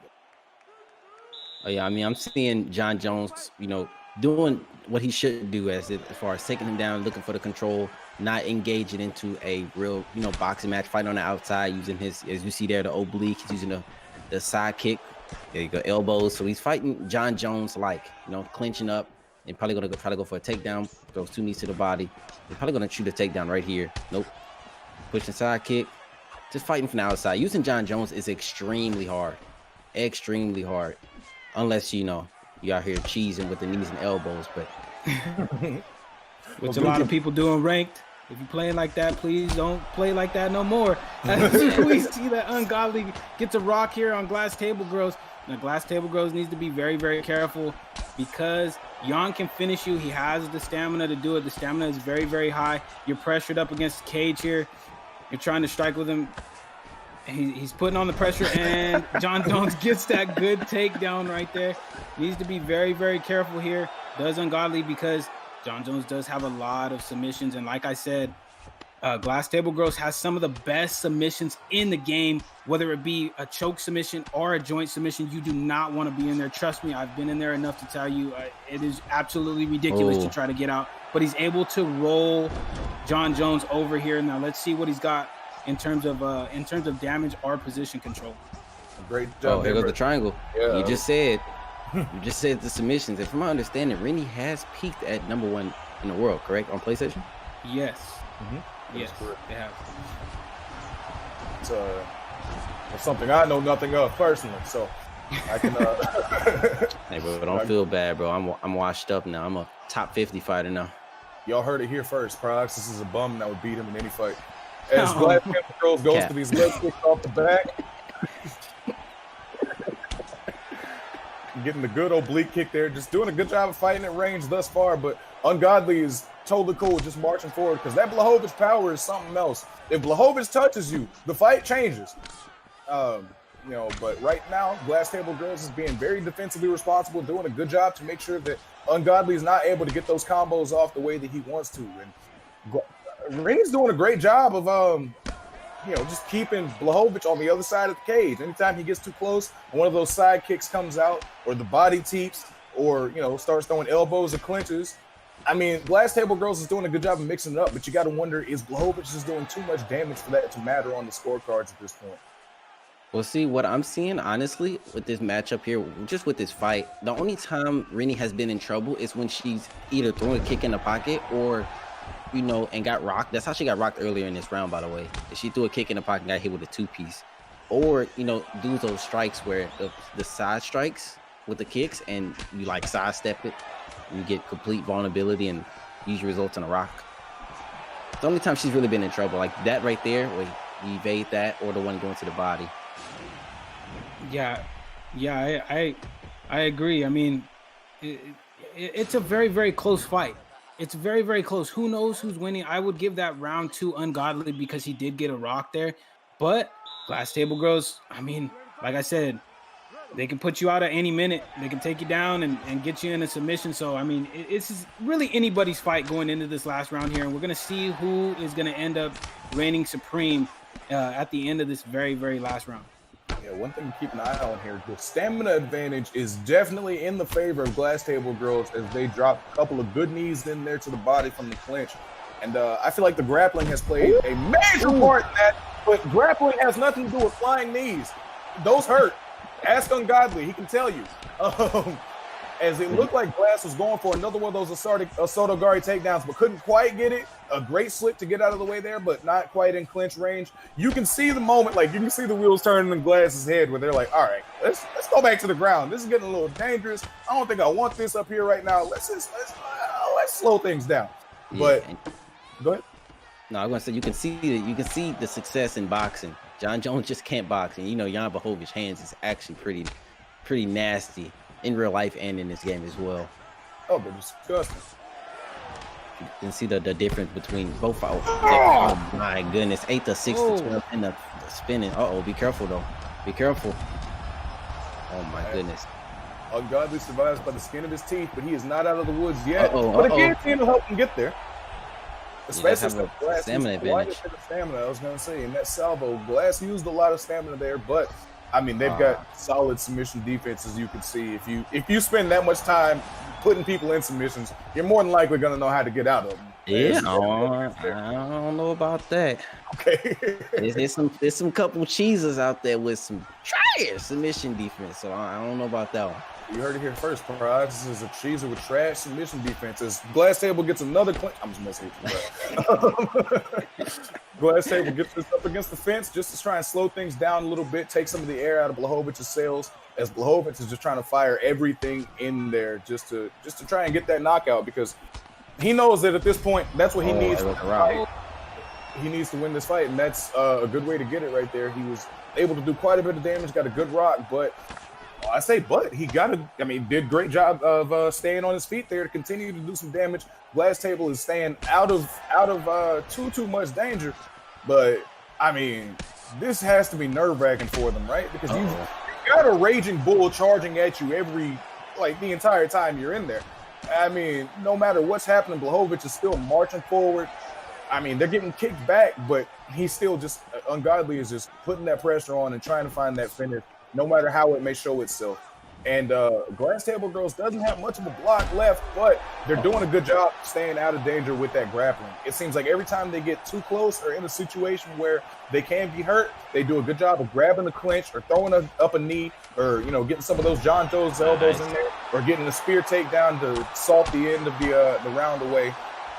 That was a great fight, but I think we all gotta give that one to Glass Table Girls. What are y'all thinking? Oh yeah, I'm for sure giving that to Glass Table Girls. And I want to say this. I see people calling Rennie cheese, but in my opinion, that was John Jones type of fight. Clinch, make it dirty. Don't let Jan Blachowicz get in the inside and box. She got rocked multiple times in the last round. Immediately shot a takedown. That was nothing in that fight just showed me cheese. She clinched a little bit. She took him to the ground, striked on the feet. It was just, in my opinion, just a good fight on her part. I would say, because like you said, doing a great job mixing everything up. The clinch attempts work into the takedowns, into the strike, and got the decision. Yep. So, and really, in my opinion, honestly, it came down to that last minute, because in the third round, Glass Table Girls got the rock on Ungodly. Then Glass Table Girls got another rock on Ungodly, and then Ungodly came back and got 2 rocks on Glass Table Girls. And then that last minute, Glass Table Girls was able to get that clinch and rock him to, I believe she rocked him to the body. Both of them were blinking, so I don't know which one actually got rocked. It was a head rock. They were able to get that rock, and that really, honestly, in my opinion, won Glass Table Girls that entire fight, because they were able to get that last rock in that very last minute, and then the spear takedown, like you said, just kind of salted that victory away for Glass Table Girls. And I just saw the actual numbers. I didn't think Blachowicz got outstruck like that. Just like, obviously, a lot of those strikes on the ground. But if you look, I think total strikes was like 137 to 57. If I saw that right, that's a very close decision, 29-28. I mean, that's about how I saw it as well. Would you guys agree with that? Would you disagree? What are your thoughts here? Well, maybe. Well, no, I don't know. I honestly don't know. But God, that strike count. That's what I'm saying. Like, I didn't realize it was 137 to 47 officially in favor of Glass Table Girls. They were able to secure 3 of 10 takedowns, 3.5 minutes of control. I mean, Ungodly did everything that he could. He was still in the fight and still marching forward and trying his hardest to get to get that victory. But at the end of the day, man, the grappling of Glass Table Girls was just too much. Well, I'll say the grappling, but really just the ability to mix everything up. Like I had mentioned, the striking set up, the grappling set up, the clinch, just everything worked well together, all in concert there, Crooks. Yeah, and I mean, I didn't see that they had landed that much either. I mean, I really could have given it to have said that it was 1-1 going into that third round because Ungodly was getting a rock. He got a rock in a round, so you could have given him a round. But at the same time, I mean, Glass Table Girls was putting in that work, and what accuracy, man! Like that's crazy. Yeah. That's something that you don't see every day. So I would not take what you just seen for granted because unless you're cheesing, elbow and knee spamming, like Price said earlier with John Jones, it's very, very hard to land that many, to not only throw that many strikes against somebody, but to also land that many strikes with such great accuracy. That's absolutely amazing. I'm going to go back and rewatch that fight and be like, okay, let me see actually how many fights they landed in this fight, because that's insane. That is an insane amount of strikes to be able to land with that much thrown. It's absolutely a absolutely beautiful performance with a John Jones. You couldn't use him any better. Exactly. Right. And just real quick, just a small reminder for everybody. We've got our sub loyalty badges on YouTube. $5 a month, you get a loyalty badge and sub emojis. For $10 a month, you can get loyalty badges, sub emojis, and ESFL social media support. Your favorite fighters will follow you back. And for $25 a month, you can get the loyalty badges, the sub emojis, the ESFL social media support, and you get an opportunity to spar with an ESFL champion. If that's not going to make you better, I don't know what will. I mean, that's just something that everybody should take a look at and make sure you take full advantage of that, because that's an opportunity that doesn't just come to everybody, and you can't just, stumble upon every day. So if that's something that would interest you, please make sure that you, go check that out. I believe, make sure that, again, you guys stick around after we get done with our main event, which is in just a couple of fights, and make sure you guys vote on fight of the night, performance of the night, all that good stuff. Make sure that these fighters get recognized for the amazing performances that they're putting on for us right now, guys. I feel like you got to give them all the support, and make sure you stick around. Do not leave after the main event. We've still got business to attend to. So speaking of business to attend to, it looks like we got Bulldog and Spill Actions in the back ready to get things started. And one thing. We have someone in the chat saying this is pre-recorded. All right, it's not pre-recorded. No, in the story. No. Pryax has been on the stage several times. He can tell you for a fact it's all live. It's all pre-recorded. I mean, I said it's not pre-recorded. Excuse me. But yeah, these guys are ready to get it popping, man. Crooks, you said in the last fight that Glass Table Girls did an excellent job of landing so many strikes with John Jones. And I feel like so many strikes is just going to be the story of this next fight between Bulldog and Spill Actions. So why don't you set the table for us a little bit, Crooks? Yeah, so, I mean, we got Spill Actions against OG Bulldog, and both of these guys are sitting at 500. They're both 3-3.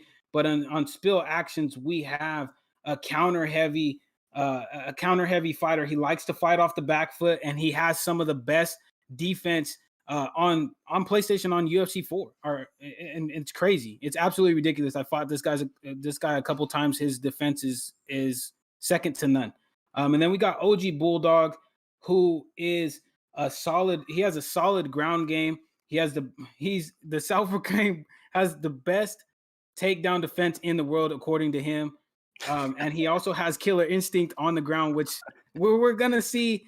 We're going to test those out. I don't know about the takedown defense, if that's going to be tested, because he's going up against the Conor McGregor, but we're going to see how well-rounded his game is, because he is Dustin Poirier against the Conor McGregor, and I honestly don't expect either one of these fighters to try to really go to the ground.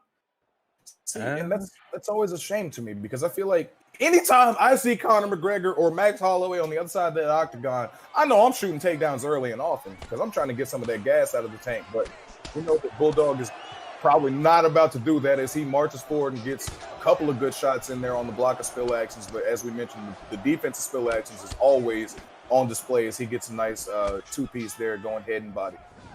I mean, like in the first fight, the second fight with Conor versus Dustin, I mean, he did shoot a takedown with 20, 30 seconds into the fight. I wouldn't be upset with Dustin taking him down. He's a black belt jiu-jitsu, and from my understanding, Bulldog has one of the best side controls in the game, correct? Yeah, he does. He has a very, very high level side control game, and he's very good on the ground, period. His half guard is good. His full guard is good. He has great ground and pound. So I wouldn't be surprised to see him take him down, but Dustin Poirier does not have the best takedowns in the game. And as well as his ground stats aren't the best either. He only has an 89 in both. But as we see, he pulls guard here, and now he has Spill Action in top mount, and Dustin Poirier also does have that Gogo Plata. So Spill Actions needs to be very, very careful with his movement here and how efficient he's going to be with his stamina. Now, like we said, OG Bulldog has a great side control, and here Spill Action is going to get a taste of it. He's going to try to just punch to gain that GA. He's able to get that half guard transition. So far, so good for Spill Actions, but he definitely needs to try to work to get back to his feet. Yeah, I mean, right now, Bulldog's controlling the fight. I mean, he's got it on the ground. He's on top. This is his terms right now. You know, he's really imposing his will at this point in the fight. Just getting some good ground and pound damage, getting some shots to the body there. But Spill Actions does a great job to deny the posture up, and then uses that to get back up to the feet where he can, really shine. But a huge body shot there from Poirier takes quite a bit of that McGregor stamina. He seems to have recovered from it right now. But Bulldog's doing a good job of mixing in those leg kicks and just trying to, use all of the tools in his arsenal to try and slow down that Conor McGregor of Spill Actions. And Conor McGregor is like, I don't see him too often as much as I used to after the Dustin loss, but Conor McGregor, in my opinion, still is a better striker than Dustin Poirier. Dustin Poirier obviously has the advantage as far as the ground game and then with the stamina, but Conor hands are still lethal. I know Conor got some nerfs, but he didn't get I don't believe he got any nerfs to his punch power or his punch speed. Yeah, he didn't. He still has, I believe, a 96 punch speed, which he got brought down in punch speed, and Dustin got brought up, and they are both at the same punch speed. That's insane. He used to have a 98 punch speed, but now it's down to a 96, and he also has that 94 or 95 punch power. OG Bulldog is being very inefficient with the stamina right there. He needs to be very, very careful because Spill Actions, if he counters one of your strikes, he can put you out because Conor McGregor, that's what Conor McGregor does. Well, as we see, Bulldog is pressuring him up against the cage here. Let's see, he gets stunned right there with that straight. This could spell trouble as he gets knocked down there, but it is the end of the first round. It's going to be real interesting to see how Bulldog approaches getting this momentum back in the second round. It's going to be interesting to see how Bulldog does go forward because his style seems to be predicated on aggression, rather. And when you're fighting Spill Actions, that just kind of plays into his hands. But Bulldog's doing a great job to get this fight back to the ground. And he's back into the top half guard, just trying to get some damage onto the block of Conor and just keep Conor from doing too much damage with his own left hand right now. Exactly. And this is a smart thing to do. This is what separates, top level players to elite level players. The smart thing to do here is to, get to the ground and take advantage of Conor McGregor. And he immediately does this in a round and has taken control, the whole time. But a lot of guys will get knocked down at the end of that round like that. And obviously he knows he's down, and then they'll get back up the next round and start striking again. If it ain't working, try something else. Work to your advantages and work to their disadvantages. Exactly. And really, if it does nothing else, it'll make Spill Actions think about, hey, he's taking me down twice in this fight already. This is not really where I want to be. He's salting time away that I need to try to get this W. And OG Bulldog is doing a great job. You see, he's not really going for too much damage in these posture up situations. He's just kind of posturing up to try to to maintain position, but he makes a mistake there and allows Spill Actions to get up. Now he needs to be very, very careful here, to be very wise with his stamina because he got caught with low stamina, and that's why that straight caught him. He catches an uppercut there on the exit, but Dustin Poirier does have good speed and good power too, so Bulldog can rock Spill Actions, but he needs to be very, very careful because, as we all know, Conor can put you out with any combination as he gets a beautiful rock there on a beautiful calf kick. Yeah, it's a bad situation to be at a stamina disadvantage against a Conor McGregor player. It is a nightmare to be at a stamina advantage against a Spill Actions Conor McGregor. Because you can go ahead. I was just gonna say because he'll do that. And he can fight back. Here we go. Yeah, Bulldog does a great job to get his own rock there. But oh man, he punched in slow motion on that one. He still almost murdered him. That even though he was rocked, you gotta wonder, man, if it was another rock. That rock just a second sooner, would he have been able to do this? But Spill Actions throwing kicks a little bit too close, and Bulldog's firing back in the pocket now. You got to be careful, man. Dustin still got hands. The straight left is catching him every time. I was going to say, he is killing him with that straight left, doing a good job mixing in the feints. Ducks into an uppercut. That ain't what he wants right now, though, Pry. Oh, my God. And from my understanding, Spill Action is a Conor main. I know he's a Conor main, correct? Correct. Yeah, he is. He is a Conor main. So, he's playing this matchup a lot. I'm pretty sure anytime he gets lightweight in ranked, or even if he spars people, he's using Connor. So he knows his matchup. And then as you see here, he's kind of outclassing Bulldog on the feet. Yeah, and he's catching him. He's catching him, and he's making him pay for all the misses, where Bulldog is not really making Spill Actions pay as much as he probably should. To be honest, I feel like this matchup is starting to trend towards Spill Actions maybe getting a finish here, because Bulldog is just being a little bit more inefficient with his stamina than Spill Actions. Look at the stamina on Connor. Round 3, that goes a straight left again. It's not looking good for Bulldog right now here in round 3. Spill Actions is putting in that work right now, man. Oh my goodness. Wow. I mean, he's mixing it up. He's going to the head. He's going to the body. He's putting him in the clinch. He's slipping hooks. He's throwing his own. He's on top, and he's trying to finish this fight here, folks. Looking looks like yep. I'm not gonna lie, that looked like featherweight McGregor. I mean, that was that was pretty featherweight McGregor. Yeah.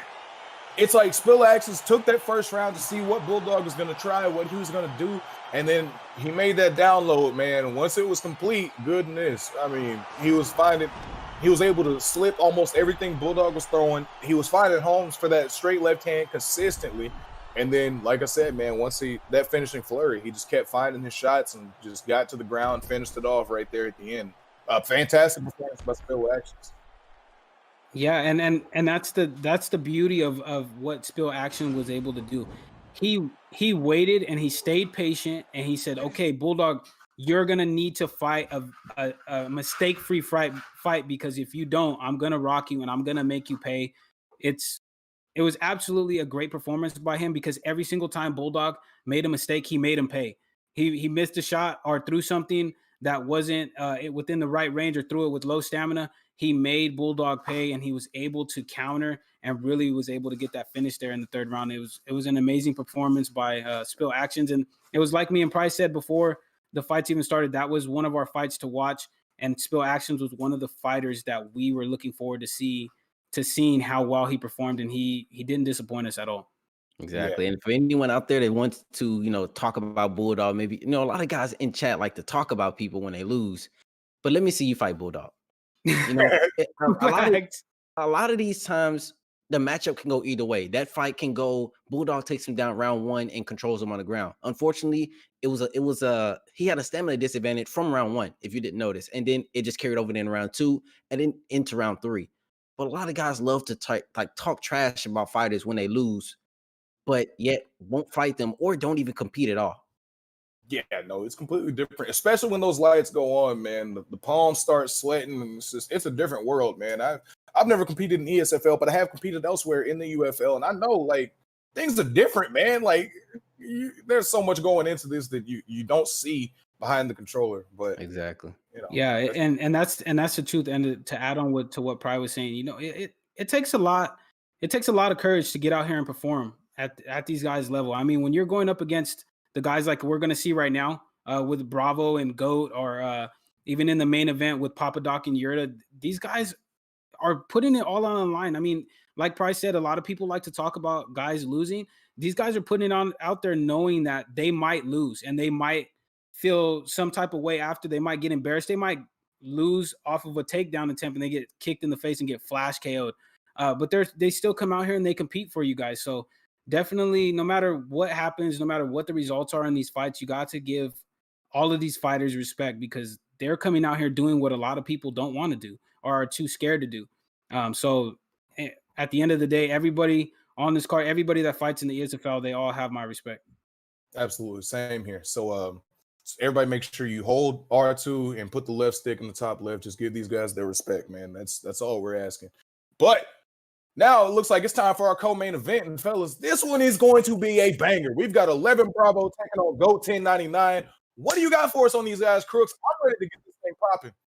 Yeah, so we got 11 Bravo. He is sitting at 3-1, ranked number 10. He is he has adaptable striking. He has excellent top game, and he has great submission offense. And he's going against GOAT 1099. He is 3 against Papadoc, a tough loss. His patience. He's very, very patient. If you guys have fought him, you know what we're talking about. He can outwit, outlast, and outplay you. He is never out of a fight, and he is the first ESFL PS4 UFC 3 champ. So he has been around for a very, very long time. And this moment is not going to shake him. This fight is going to be very, very crazy. He's going Izzy. Yeah, I was going to say, it looks like if this is the matchup we get, after last night's performance from Mr. Whitaker, this is a rematch that can't come soon enough for me. I mean, this right now, listen, I'm just going to take a quick sidebar to talk about the event last night. Robert Whitaker looked better than I've ever seen him look. He had all of the sharp, crisp striking that we know from Robert Whitaker. And on top of that, he was wrestling too. So, like, I'm looking forward to seeing that rematch. We're going to see if that goes the same way. And we're going to see how this fight goes in the virtual octagon with 11 Bravo and GOAT 1099. Both these guys are top-notch grapplers, but they can also handle this fight wherever it's going to go. And I, for one, cannot wait. Get hype in chat for the main event, y'all. This is why we're here. I mean, we're getting this one and then Papadoc right next. Come on, man. This is the action you only get from ESFL. So get live, show us some love, show these fighters your respect, and let's get to it, man. They touch gloves. We are off. And this matchup here is extremely difficult. Nice cow kick as the fight starts off. Then front kick is a nice mix. It goes high. It goes low then high. And he's boxing with Izzy. Like that's some heart. that's some heart in the pocket with Robert Whitaker using Izzy. That's dangerous. If you guys don't know, like GOAT is probably one of the best Israel Adesanyas on the game. And to be honest, fighting Robert Whitaker, then gets his legs rocked. See what he's gonna do. 2 knees sit up top, takes him down. Oh, nope, denies it. And I wouldn't be upset with seeing Robert Whitaker take him down. I know I personally don't like Robert Whitaker wrestling, but I mean, in real life, Robert Whitaker would have to mix in some wrestling in order to be Izzy. I just don't think overall just straight kickboxing, he'll get it done. I mean, to be honest, who would get it done against Izzy straight kickboxing? Yeah. I mean, and that's the truth too. I mean, GOAT can fight anywhere. He's good off his back. He's good on the stand-up. 11 Bravo needs to be very, very careful.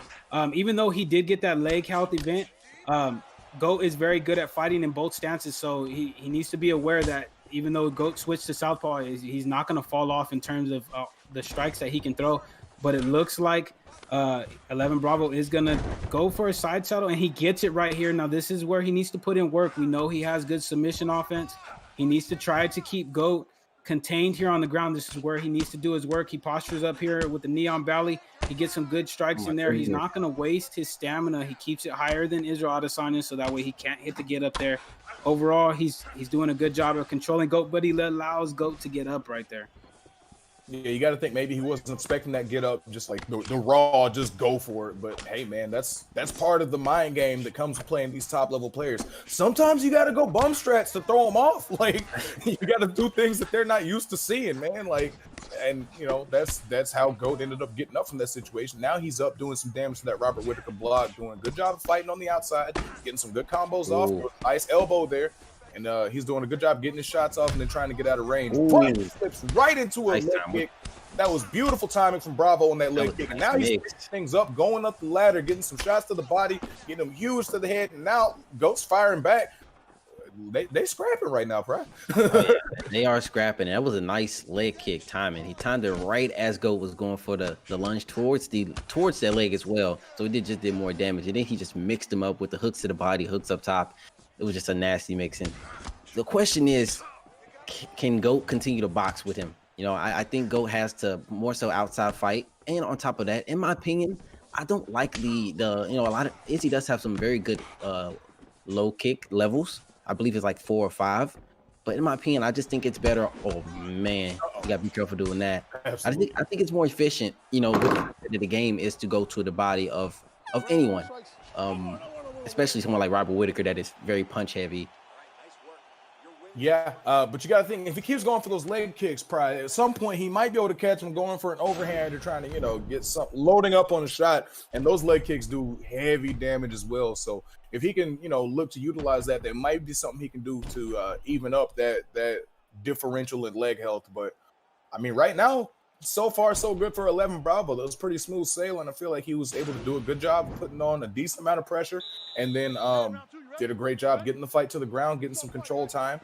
And yeah, we're gonna see what we get from these guys in round 2. Oh, he needs to go for the takedown, denies it. Oh, he actually gets it. That was nice.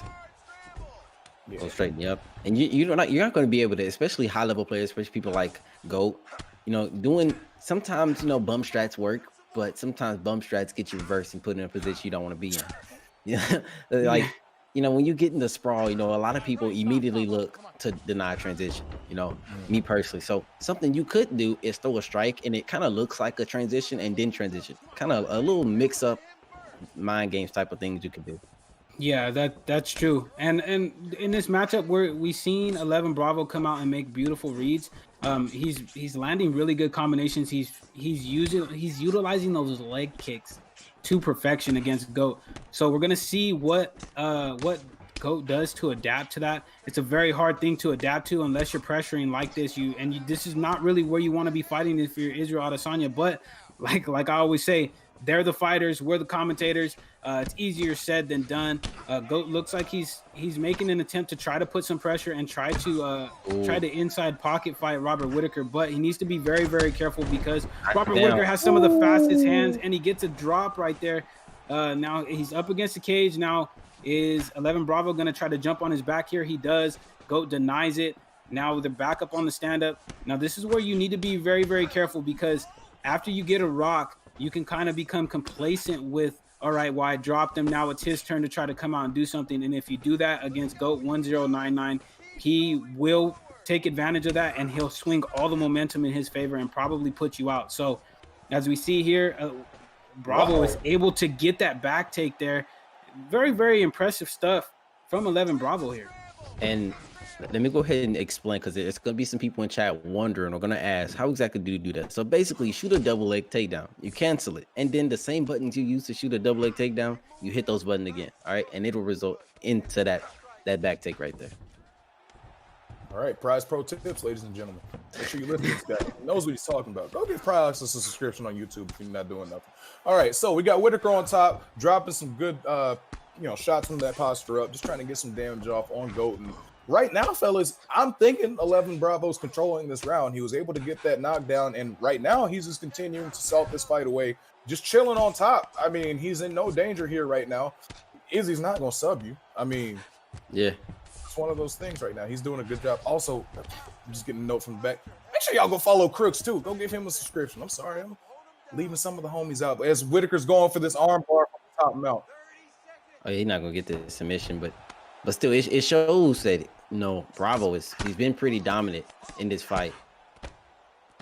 Yeah, and he has been. I mean, he hasn't really been in trouble yet. GOAT really hasn't been able to put him in trouble, but he needs to be very careful. He was draining his stamina there, but I mean, it was the end of the round. But overall, 2 great rounds by 11 Bravo. GOAT needs to come out in this 3rd round and really get a finish here because if he doesn't, he's not going to get the victory here. And this is why I say, going to the body is more efficient because the leg health. I don't think the leg health is going to be an issue. And even if so, he just switches stances. In my opinion, stamina is key. Going to the body is key. I'm an Israel Adesanya player. I just picked up on him and kind of became a very good Israel Adesanya player. And I just find to have more success going to the body of no matter who I play versus going to the legs, even with the leg kick levels. Yeah, those leg kicks are just a little bit too easy to check, I feel like. But all right, so my question is, what is GOAT gonna do to be able to get this finish, fellas? Because he needs the finish right now. You're using Izzy, so going to the ground is basically not an option. And he by the cage. And you're by the cage. And I mean, mixing it up in the pocket's not really an option because again, you're Izzy. I mean, you got those long arms, but I mean, what do you do in this situation right now, Pri? What are you looking for? I mean, the problem is it's hard. He probably has to go for more so counters because going for Izzy isn't a finisher. Izzy isn't that type of fighter, and to be down 2-0 right now, it's like, bruh, you're not going to get a body rock unless Robert Whittaker does something foolish, and then on top of that, look at the leg health; those are fine. So it's kind of hard. You're gonna have to do a counter, maybe a pull elbow, pull uppercut, or one of those things. But right now, it's just Izzy getting beat in boxing. I mean, this is kind of how the matchup goes a lot. As far as in ranked, it's just Robert Whittaker hands is just too good for Izzy, and then Izzy isn't really a finisher. And as you see here, man, look at the head health on Izzy. Then try to go for a takedown, nice, denies it. So GOAT, I mean, he could possibly do some mix ups, like some fake kicks to the body, go to the head. But the thing is, why would he block to the body if he hasn't given him a reason to, worry about it? Right. Yeah, and that's the thing too, is that as he gets another side saddle takedown right there, Goat would need to, on the feet, he needs to try to get maybe a spinning elbow. I wouldn't say that Israel Adesanya is not a finisher on the feet. He's just not a very good finisher compared to Robert Whittaker, who is the meta player in middleweight. Robert Whittaker has some of the best hands, but here it is. Goat did roll him into full guard here. And is he going to try to get some damage off here? Is he going to try to posture up and stand up? I would assume he's probably going to try to posture up and stand back up here, as he does right there. Now, is he going to try to hit him? He tries to hit him with a jab straight head kick, doesn't break the block, but maybe try to throw out a spinning elbow here. That'll definitely, we know how fast those elbows are. And they can drop Robert Whittaker with ease if 11 Bravo isn't paying attention to it. But he clinches him up, hits him with a good strike right there. It looks like he's going to try to go for the finish here. Is he going to hit the uppercut on the exit? Nope. Goat gets pressed up against the fence here. He takes his back. He's going to go for the back sitting, turning takedown. Such a smart move. This is smart gameplay by 11 Bravo here. I mean, we did not expect him to do this to somebody like Goat. We know how elite Goat is everywhere, and he drained his stamina, and now he's going to go for have enough what time, looks though. like a guillotine. Is this an anaconda or a guillotine here? I believe an anaconda. Oh man, yeah, that escape bar is going up kind of high. No, it's a guillotine. It's a guillotine. So he's probably going to end up.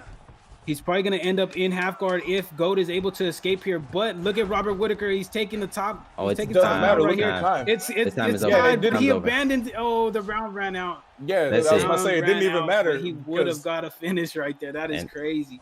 That was dominant. That was pretty, especially to do that to someone that was a champion on this current game. I don't believe he was a champion. Maybe he was season 1, but UFC 3, he was a champion. But it was pretty dominant. This was like kind of like the match yesterday. It was Peyton versus who was it that Peyton fought yesterday, and it was pretty dominant. When you go, you play ESFL and you fight a champion and you win in this type of fashion, it puts a stamp on your name. It gets your name out there, gets people thinking, wondering who exactly are you. I mean, exactly.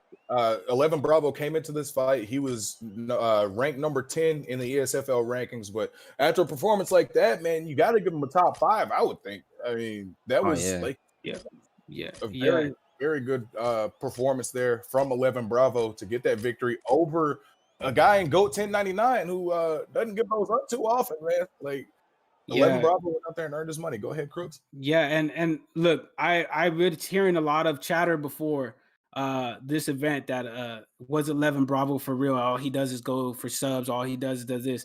If this performance didn't show you that 11 Bravo is good everywhere, I don't know what else to tell you.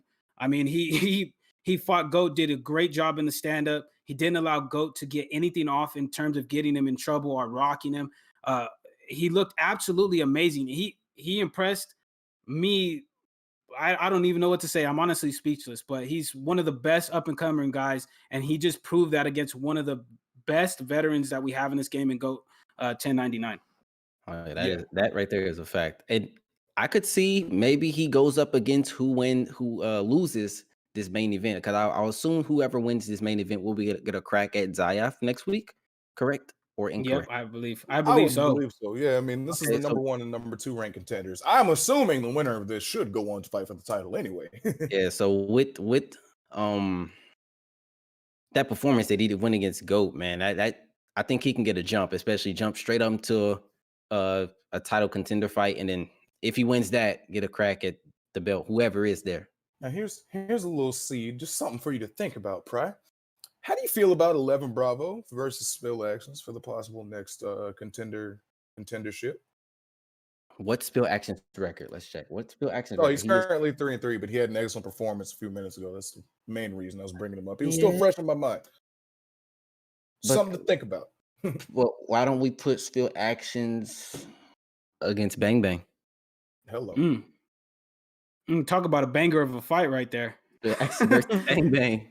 Connor versus Connor. Let's get it. We're all for that. Aggressive versus counter. But speaking of going out there and banging, I believe we are ready for our main event, fellas. This card has kind of flown by. Personally, I feel like we've just been blowing through these matchups. There's been quite a few knockouts, quite a few finishes. And make sure you guys stick around after our main event so you can vote on who's going to get the KO of the night, who gets fight of the night, who gets all that good stuff. We're going to leave it in your hands. So please do not lead us astray as we get ready for our main event. Papadoc versus Yerda. What do you have for us on our main event competitors, Crooks? Yeah, so we have Papadoc, who is sitting at 5-3. Like you said, he is ranked number 2 right now. He has elite grappling. He controls the pace, and he can end the fight anywhere. He has some of the best head kicks in the game and some of the best head kick timing in the game. And he's going up against Yurta, who is 4-1 and is ranked number 1. He's EPF Supreme. He has good head movement, and he is a pressure fighter. So we're going to see, is it going to be patience or is it going to be pressure that reigns supreme in this fight here? Here we go. Hopefully these guys don't start off too fast, because again, this is a 5-round fight. You don't want to start off too fast. This is a smart thing to do. Papadoc is a vet.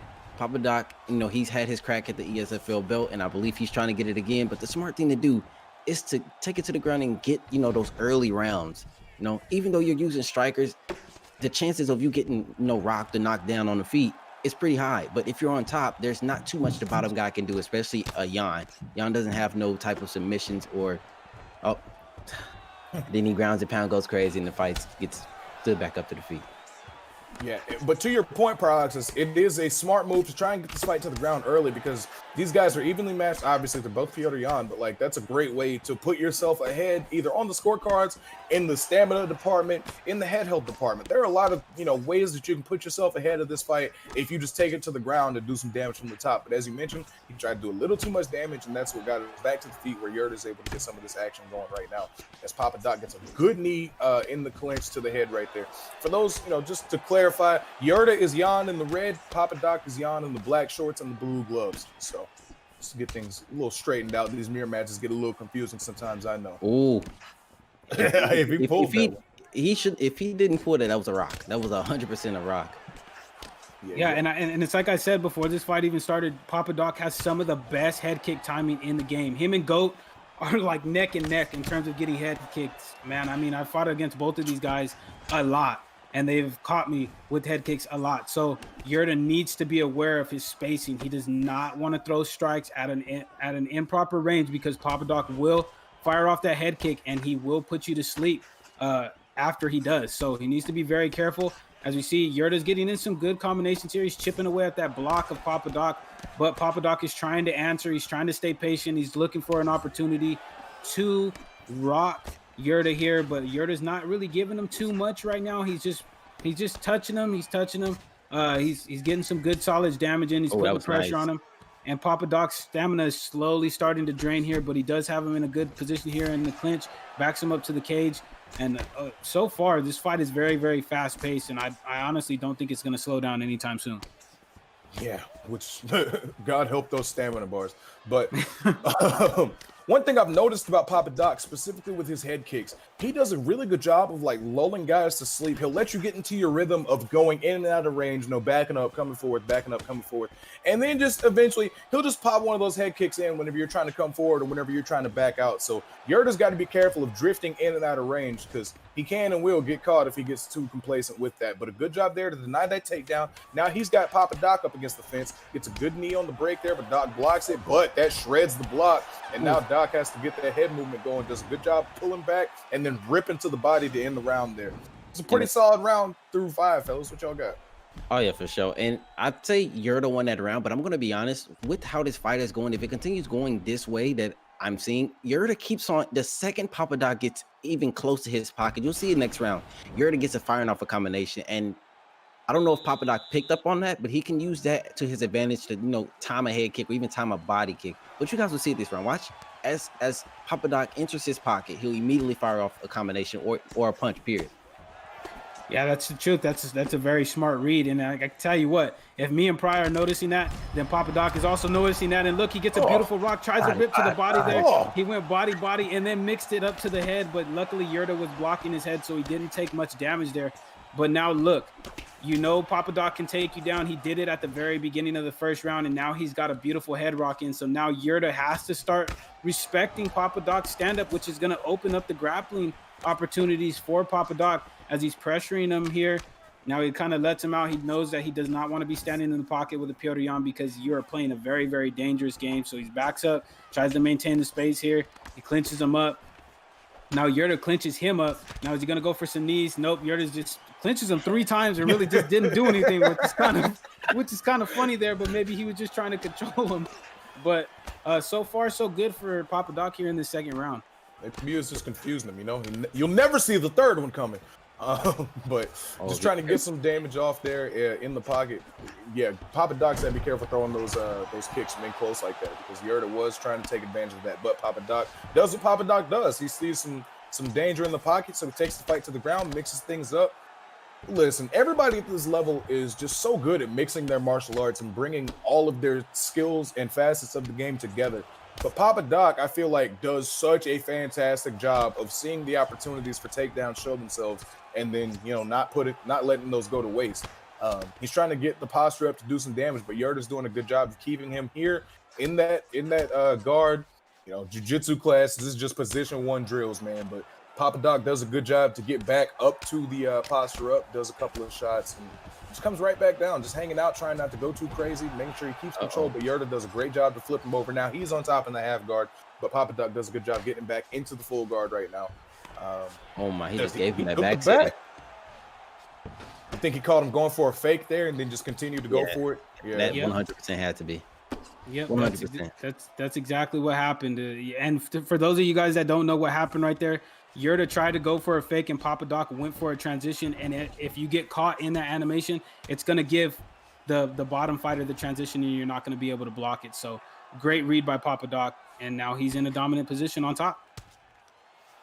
And from the beginning of round 1, really, Papadoc has really focused the body health. And to be in a position where he's at now, it's only 30 seconds left, right? 30 seconds left. I'll take this. And this even makes it worse. He's literally about to take. Hello? Why did he do that? Hello? He was better off just sitting there punching the body for the next until the ref stood him up. Now he's not going to do any damage here having his back. No, I 100%. His body health is already low. And you know what I mean? Now he's. I don't know the thought process behind that. He's fought a pretty clean fight here because I noticed he's really attacking that body. And, you know, like I said, stamina is key. But right there, the question is why exactly did he, you know, transition over to backside instead of keeping the sprawl and just punching the body? And those body punches do damage. They do damage to the body health. They do. I mean, you're asking the same question I am right now because, like you said, 30 seconds left in the round. I would just be hanging out down there doing as much damage to that body as I could until we either get stood up or the bell rings. Either one's fine with me. But round 3, as you see here, the stamina isn't too bad for both fighters, surprisingly. But look at the head health. Oh my goodness, get out the pocket, brother. Yeah, I was about to say that. Go ahead, Crooks. Yeah, no, it's. I mean, you could tell it's starting to become. You're starting to see the separation happen here between Papadoc and Yerda. Look, Papadoc starting to control, like we said, he knows how to control the pace. So he's doing a good job of controlling where the exchanges are happening and how the exchanges are happening here. Look at that. He used the clinch to not only circle Yerda around, but put him in a spot where he wanted him up against the cage. So now if he gets in any trouble or if he wants to, he can shoot for that double leg bell and he'll immediately push Yerda up against that cage. But Yerda's able to do a good job of pushing Papadoc back to the center of the cage. But like it is here, look, it's pocket fighting 101. And with Jan, anything can happen here. As we see right there, Papadoc was able to get a rock, and now we are up against the cage. What is Papadoc going to do here? He tries to go for that side saddle throw, but that's not happening. Yerda said, yeah, bro, I've seen this too many times. I'm not going to let this happen to me again. Papadoc is really starting to take over this fight here. Yeah, absolutely. Like you were saying, the difference is starting to show itself, you know? I mean, Yerda's putting on a good fight, but you're really starting to see just how good Papadoc is in a performance like this. That was a great pull right there, and he could have really shut me up just on the spot. Jesus Christ! Like that. Is that it? Hello? No, he swept him. Beautiful job by to get Papadoc just rolled over. Great. Good fight. Wow. Whoa. Oh my goodness. Good things happening. Brain scrambling. The sequence. Oh my, that fight went from 0 to 100, back to 0, then back to 100. Like, bruh. Bruh. And that's how quick. Like Crook said, just one. Just one. Oh my goodness. You got to wonder if he wasn't rocked, how much damage would that elbow have just done? Because that looked filthy. Now, this is the oh my goodness. Oh my God, they're both rocked. What I've noticed about Papadoc, I don't know if you guys noticed it, but he has completely turned into wanting to punch his opponent's head. He's no longer went to the body this round. Everything is straight to the head. And he's giving his opponent the opportunity to get counters versus going to the body, just continue playing that slow-paced game, you know. He obviously has the advantage on head health. We'll get a rock here, though. And again, tries to throw a block-breaking combination. It's the third round going into the fourth. You know you have the head health advantage. You no longer have a stamina advantage. How about you try to work the body up? If he was to be working the body this round, I honestly believe the fight would be over. But if you go back and watch this, I promise, he has not thrown one body shot this round. I don't think he has either. But even if the fight wouldn't be over, it would definitely look a lot different, right? If he was working the body more, just to get himself that stamina advantage. I don't think Yerda would have had the rock that he did if Doc was being more efficient with his stamina. But efficient or not, he's throwing hands, and Yerda's catching it. I mean, we're going into the championship rounds here, people. Everybody get live in the chat, man. We are in round 4 of our main event. Papadoc versus Yerda, and just when we thought this thing was looking like one-way traffic, Yerda's really starting to get back on his horse and try to make some things happen. But that's another rock, and now he's going back to the body. He heard you cry. He had to have heard me because he immediately went to the body health. I mean, like I said, the body is key. The health is key. You headhunt, and that puts you in position to get countered. And getting countered by PL9 is oh my goodness. Yeah, he needs Papadoc needs to be very, very careful here though, because if he is ripping to the body, all it's really gonna take is one uppercut because his stamina. Look at that stamina. Look at the stamina deficit right now. If Papadoc gets caught with an uppercut going to that body, I promise you, he will get rocked, and he will probably be in a fight-ending situation. But Papadoc's doing a good job of just throwing stuff out there to keep Yerda at bay. Like, hey, you know what? You're not gonna walk me down, even though you got a stamina advantage. He shoots for a takedown, but Yerda late denies, gets the roll right there. Yerda needs to be very, very careful, but at the same time, so does Papadoc, because one pull counter might be the end of the fight here for Papadoc. But overall, they might not be fighting the smartest fight, but man, is it entertaining. Absolutely. We're in that situation right now where, oh my goodness, he's trying to finish it right now. 2 knees to the body. 2 knees to the body. Oh, he throws two both to the head. Probably gonna throw the uppercut at the end. But see, he gave those 2 knees away. He could have threw the 2 knees to the body. I know I'm sound like beating a dead horse, but bro, the body is there. It's there, man. But that's the thing, Pride. We're in that stage in the fight, right? Where neither fighter has a lot of stamina. Neither fighter has a lot of head health. Both fighters have a lot of power. Head movement. Yeah, head movement. Excuse me, Papadoc. Oh my goodness. Yerda, are you about to do this? Just like that, it's over. Just like I told. Oh my God! Wow! This is what I was saying. I told you guys that Papadoc have to be careful, man. Wow, I need the replay stat. What?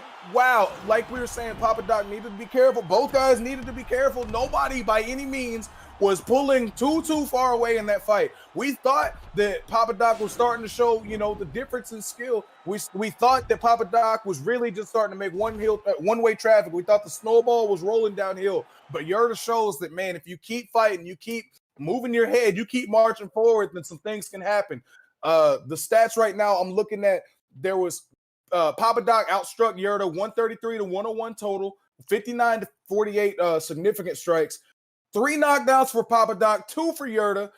Now, here's what kind of gets me. I'm not going to lie, guys. Papadoc rocked Yerda 7 times. I feel like that should have made a bit more of a difference than it did. But that's not what we're here to talk about. We're here to talk about how Yerda went down into the depths of hell. He walked through the fire and through the flames and was able to get that victory off of Papadoc. And he should be on top of the moon right now because he should be, by all accounts, first in line to go take on the champion Zayaf in our next ESFL numbered event, which will be Saturday. Make sure you check out all of the ESFL events through the week. We have our affiliate network cards on Wednesdays. I believe IXC is going to be on the showcase this week. I could be wrong. I'm sorry about that.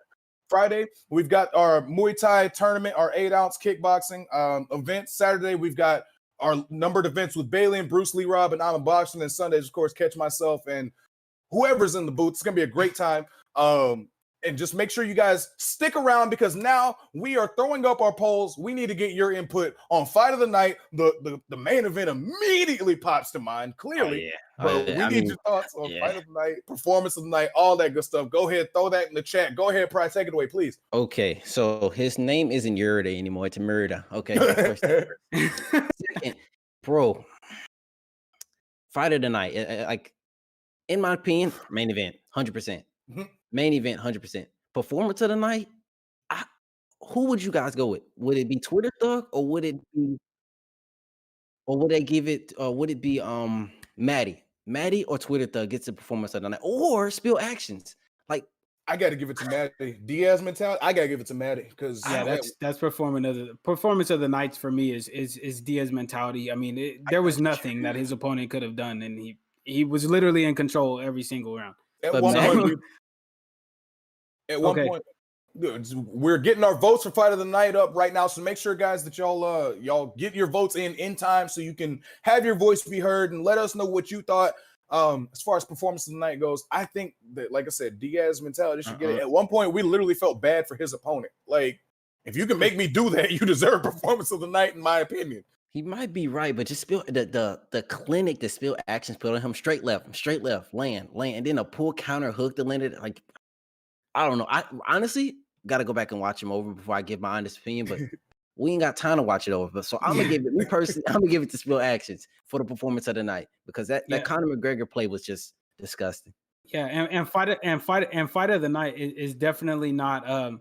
I mean, it's not even up for question. This main event is Fight of the Night. I mean, for somebody to rock somebody 7 times and then come back and their opponent win the fight after being rocked 7 times is absolutely ridiculous. Shout out to Yurta for not shout out to Yerda for not giving up in that fight because a lot of people would have given up and simply just gave the win away. He didn't give it up, and he was able to get that win there. And performance of the night could be left up to anybody. I mean, there were so many dominant performances here in this card. It's absolutely crazy. I feel like we should also mention Bravo performance of the night. I mean, he went out there and basically dominated GOAT. That should be in the conversation at the very least. There are a lot of options on the table for performance of the night, but I mean, I got to agree with my fellow commentators. The Fight of the Night options are Notorious versus Stealth, Lister Bros versus Glass Table Girls, or excuse me, versus Kai. I had that backwards. My apologies. And then Yerda versus Doc. So make sure that you get those votes in. But I personally think, how do you go against Yerda versus Doc? I mean, again, that's no disrespect to any of our other competitors, but Yerda versus Doc, and yeah, that is your winner. I'm just that was back. That's. How do you go against that? But I'm going to be honest. Was this the best ESFL card we've had to date? Was there a fight you could say that was It was alright because all these fights was like lit. Not even go cap. Like, yeah, I'm looking over the fight card, and every single one of these was hype. Like single fight was lit. Yeah, even the decisions. I mean, this could be potentially our best card ever. I don't know.